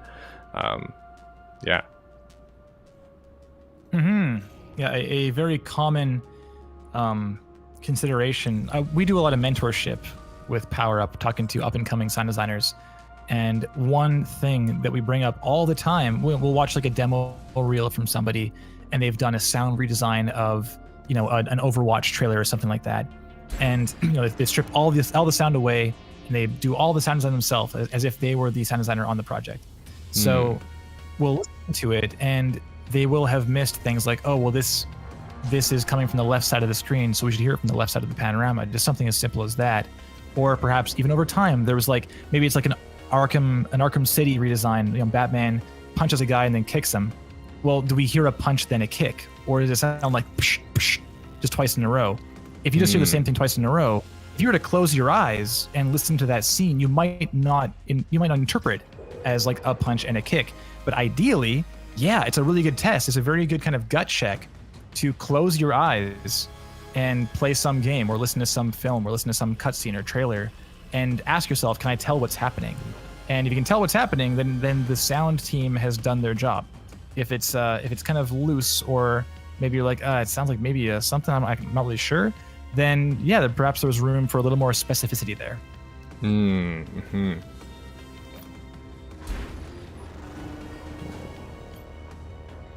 Let's see.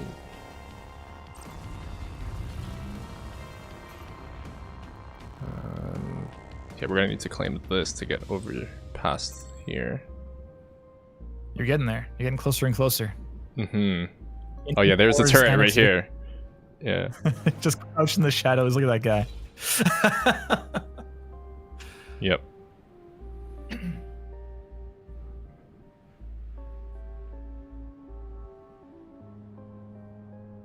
Okay. So we've built this road. Okay, it's building. And we need to survey this. This is kind of in the way too, this isotope node. Okay, let's see what happens when we get close.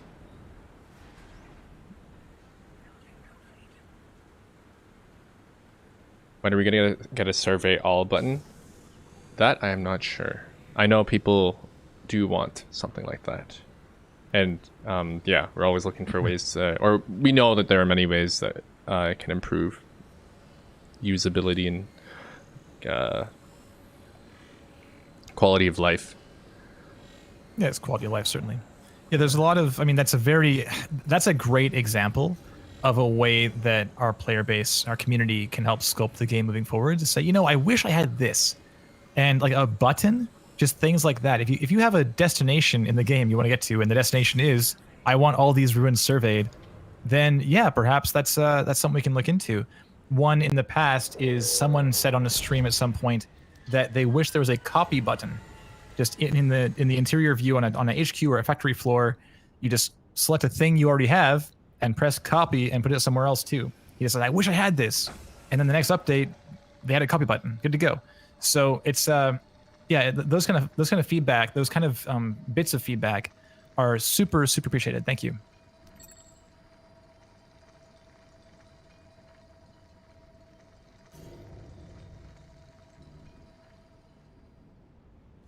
It might not copy exactly what you are hoping for it to copy. That might be it.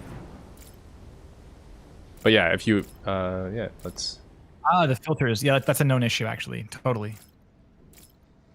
Yeah, we're on that too. There you go. Early access. Thanks for that.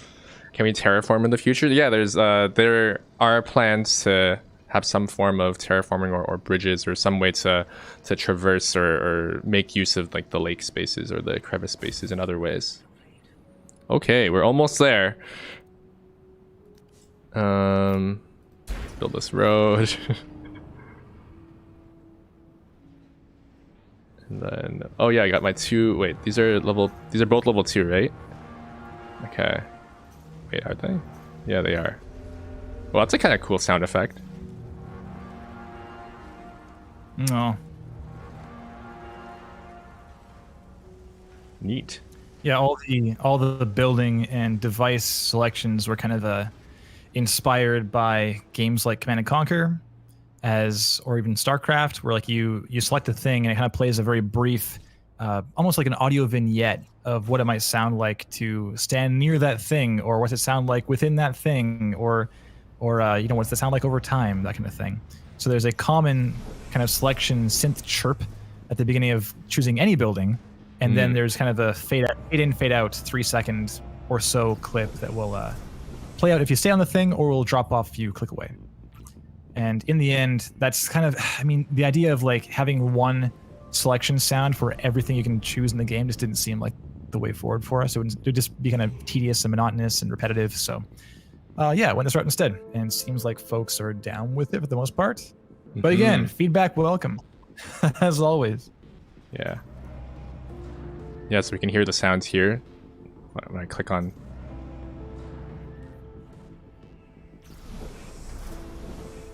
Yeah, it sounds so different. We've got our fuel.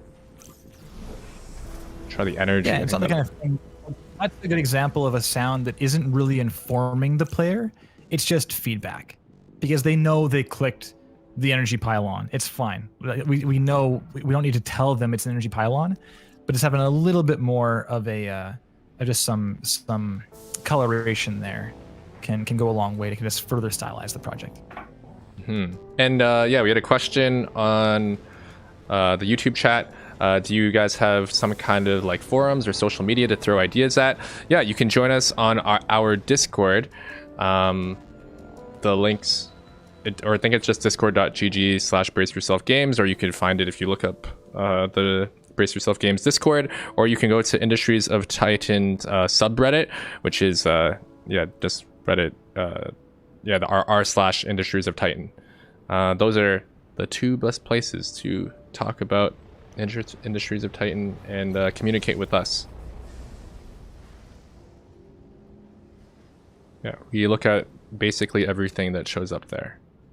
And there's also lots of other people who are very helpful, helping people out learn about the game and just sharing ideas.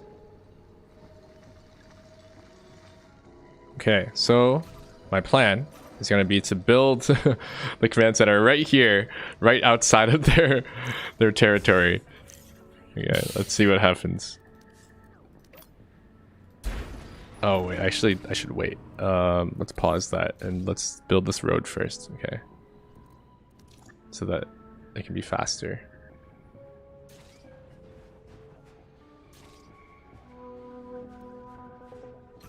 Okay, cool. So yeah, let's resume this. Get these. Look at these little folks with their lights, so that they can see in the dark. Okay, I guess I will repair the ship while we're here.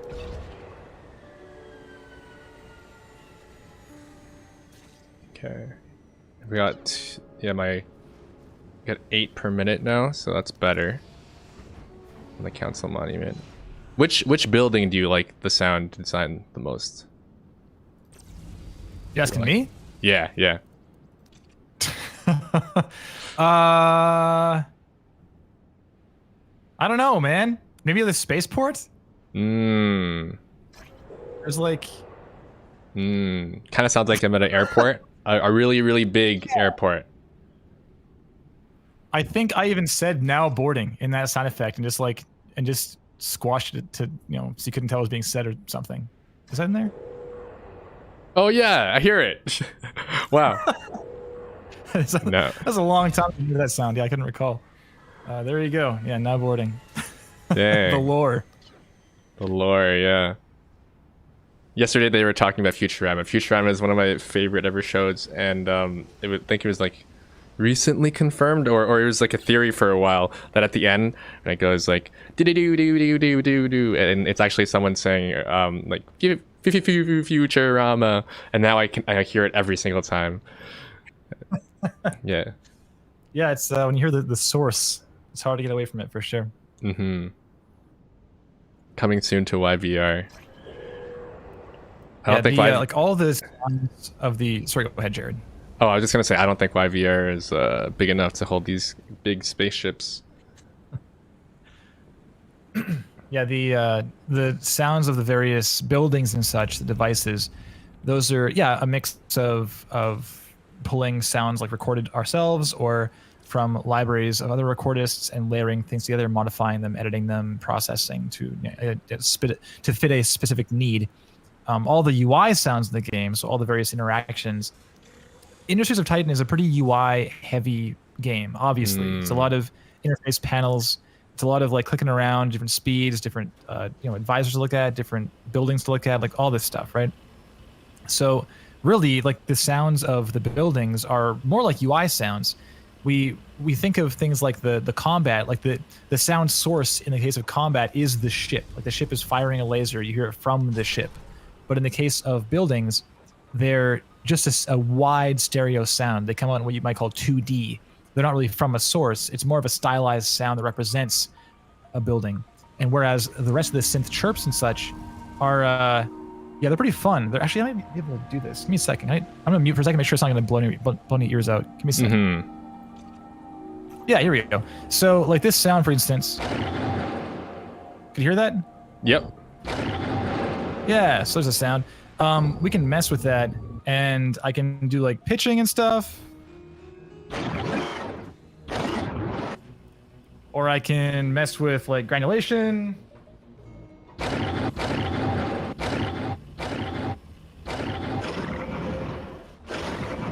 Yeah, fun times. So it's like I can just play. I'm just like mashing my hand on the keyboard right now, and you have a new UI sound.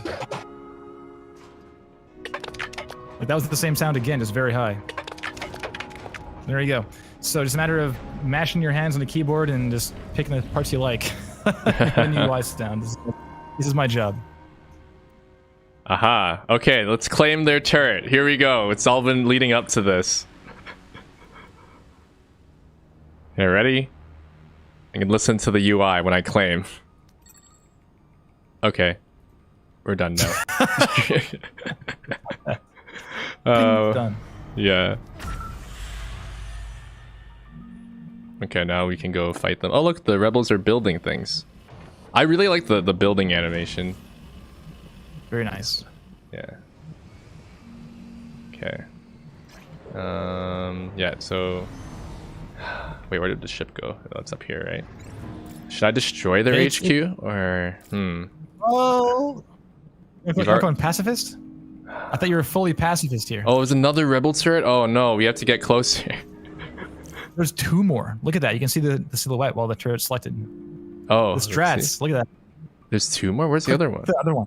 Click the other one? The second oh, boy. Oh, man. Uh-oh. Okay, well... Should we patch that? I don't know. Is that a passive defense right there? Maybe.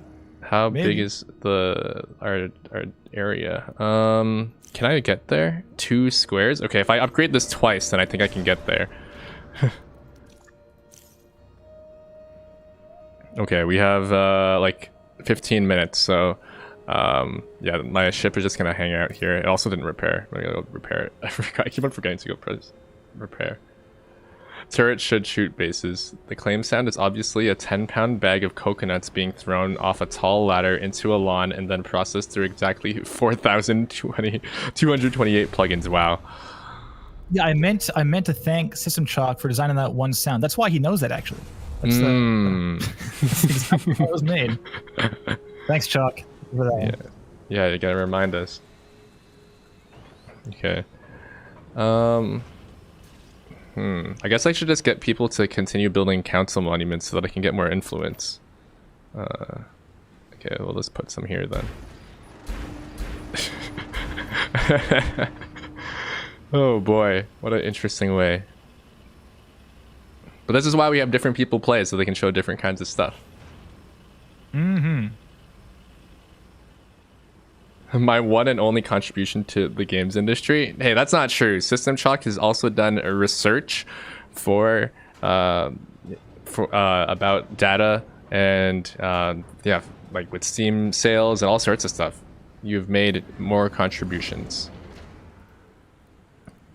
Okay, let's see. Okay, yeah, we're 1 square away. So let's upgrade it one more time while this turret goes to sleep.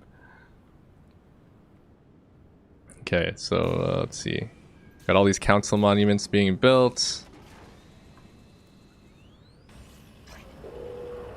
I guess I can build even more. Council monuments. We're just gonna go full in on this strategy. Might need more. Yeah, might need more. What happens if I connect? Energy produced? Okay, yeah, we can also connect those for more energy. Ooh, that's okay for now. Okay, let's prio that. Okay, go everyone. Do your things. Oh, there's probably people assigned to stuff that they don't need to be assigned to. Okay, there we go.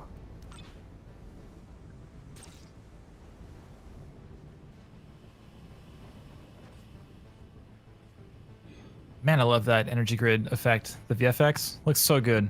Mm-hmm. I recall when it did that. Oh, I love it.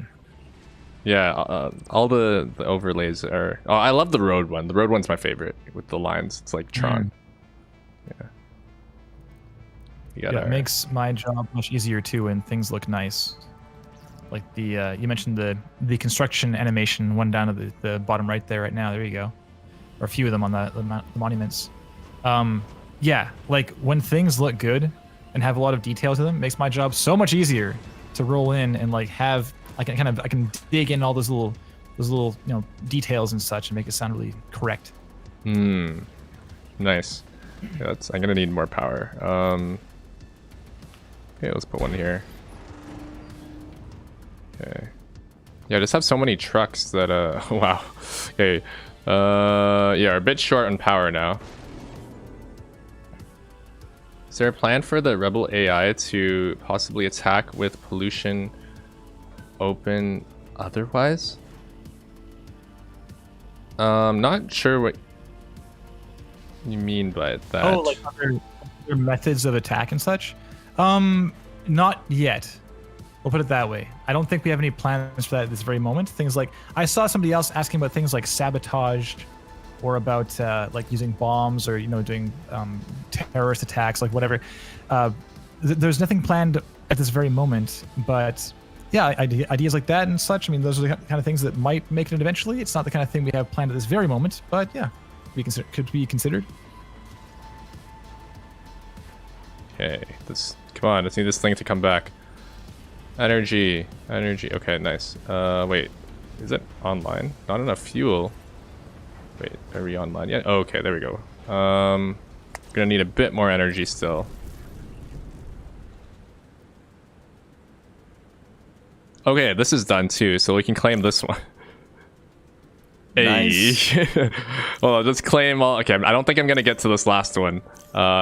Oh, they're. Oh, I could have just claimed the HQ. Well, that's okay. That's why I built 7 council monuments on that road. So if you imagine driving down this road with 7 council monuments on both sides. You must really like the council. Okay, we'll click. Yeah, don't worry. It's 15 per minute. We'll get there in no time when I speed it up to 3 times. Let's see. Oh yeah, I can assign someone here. What else doesn't need power now? Yeah, you can just turn off other stuff that don't need power. Like this smokestack. Yeah, we don't need a smokestack now. Let's turn it off. Disable and get all these employees doing something else. Get him building more council monuments. we need more. We need more council monuments. Yeah, we don't. Oh wait, if we don't have the smokestack, then we don't need the fan either. Look at that. Easy. Disable. Hey, don't worry. We'll claim the HQ in no time. Okay. Are you just savoring your victory right now? Is that what's happening? Yes. I want to claim every single square I can. Yeah, I would do that. Games like Age of Empires, I'm playing like the first one. I'm 12 years old. It's like, I'm gonna destroy every single house, every single farm. Why not? Yeah, let's. Why rush it? Wait, hold on. Let's build a. Can I build one here? Oh, I can. Ooh. I wonder what will happen if I do this. Build a command. Oh, I'm gonna need power. Ah, dang. Pylons. We're gonna need some pylons. Oh, it's because there's a rebel building there, so that's why I can't. Okay, let's work these workers, even though they don't have trucks to get there. Yeah, we could just claim the HQ, or we could claim all the other things first. Oh, I'm not gonna dismantle them too. They can dismantle these. This will let us look at the nice design of the rebel camps, which otherwise you wouldn't be able to see because you're destroying them. Look at that. The run so far. Yep. We're just sending them to run all the way here. Okay, I think I'm gonna need more power. Okay, we can just put it here, I guess. Poor little workers. But they're rebels. I don't care what the council thinks. Do you mean that you want to support the rebels, or? Yeah, let's go to a different. Oh, okay. Yeah, maybe we can take some looks at photo mode at the end too. Yeah, we can assimilate them into our it's like a suburb of our city. Okay, I'll do the HQ last. And why not? Let's put another council monument here.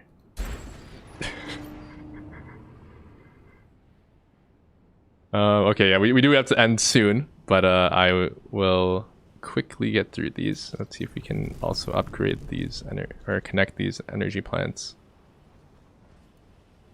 Yeah, well, let's get some more people so they can live. It's looking up at the Chinatown.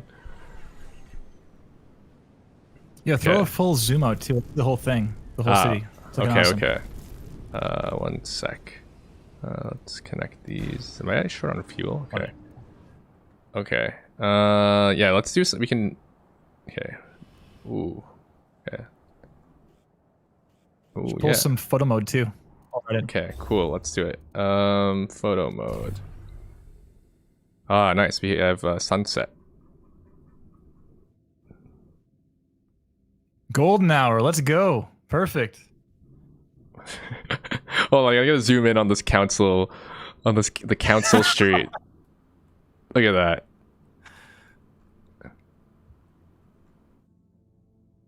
Oh, one thing that's also really neat is look at these individual ads on the street. These are all like individual company logos designed by our art director and voxel artist Antoine, right? I believe. Yeah. Got it. And then, yeah, you go down the street. change the field of view and look at the sky. Okay, let's. Ooh. There's the sky. Oh, look at. Oh, that's the our artificial sun. That's how Titan has light from a artificial built sun. And then on this side, oh, look at that. Look at this. We got the Council Street. And there's the planet. Ooh, okay, let me get to a higher view a bit. Yeah, look at these different kinds of buildings. Even though in that one section of town, there's only one kind of building. Yeah, I like this big ruin here. Although, oh yeah, that's one of the things that's coming up pretty soon in the roadmap in the next few months is updates so that you can actually do things with some of these large ruins. There's some that you currently can't really do anything with, but that is being worked on and updated. Yeah, so you got the one we destroyed on this side. We take our stroll through town, through, I guess, the energy district, and then we're in downtown here. Yeah, with the factories, people working there, the office and the residential area, and then you go down the street and you pay respects to the council on many times while you go down the street, which takes you to our little suburb over here, our rebel suburb, who we have assimilated. Very nice. Yeah. Well done. Okay, I need to claim the rebel HQ to end the day. Okay, have we upgraded this? Can we claim this one too? Oh, nice. Oh yeah, we can claim their other turret and their rebel HQ. Okay, let's claim their other turret first, and then I'm gonna bring my ship over and taunt. Oh wait, they're attacking. Okay, well, while they're attacking, well, this is pretty unique. If I do this and claim it, and then we win while they're attacking. Yeah, so another thing that's being worked on is this victory screen to make it look just a bit more impressive. But yes, we have Einar telling us congratulations on the victory. And we can take a look at the details. Our market cap here of 3,700 billion. And yeah, your market cap is always being calculated based on all of these things. And if you want to do some math, and perhaps you can figure out exactly how to maximize your market cap for the timed contract mode. So we continue, I can hide here. Yeah, we didn't even look at the names because we were talking about sound the whole time. But yeah, we have 12 hours real time, game time 38 hours, and yeah, the details. And once you're done a game, or well, once you have, quote, achieved victory, then you can continue the game and just keep on building. And I'm going to just claim these rebel camps. And it doesn't matter what the rebels do over here. Oh, they're destroying my council monument first. Oh, what meanies. Okay. But, oh no, this council monument has so little HP, it's gonna be destroyed. They saw you admiring it. They know it would yeah, real burn. Yeah, they knew what I valued the most. Okay, well, yeah, I think that's gonna close us off for today. Thank you all for watching, and we hope that you are enjoying Industries of Titan, which is now out on Steam. Any last words, Kevin? Well, I'm good to go. Thanks so much. I love my job, and talking about this stuff does not happen every day, so I appreciate it. Yeah, and huge shout outs to Power Up Audio, who, like Kevin told us, has worked on, like I said, a hall of fame of great indie games. So yes, thank you, Power Up Audio, for what you've done on Industries of Titan, and yeah, thank you all for coming to watch. See ya. Thanks. Bye. Okay.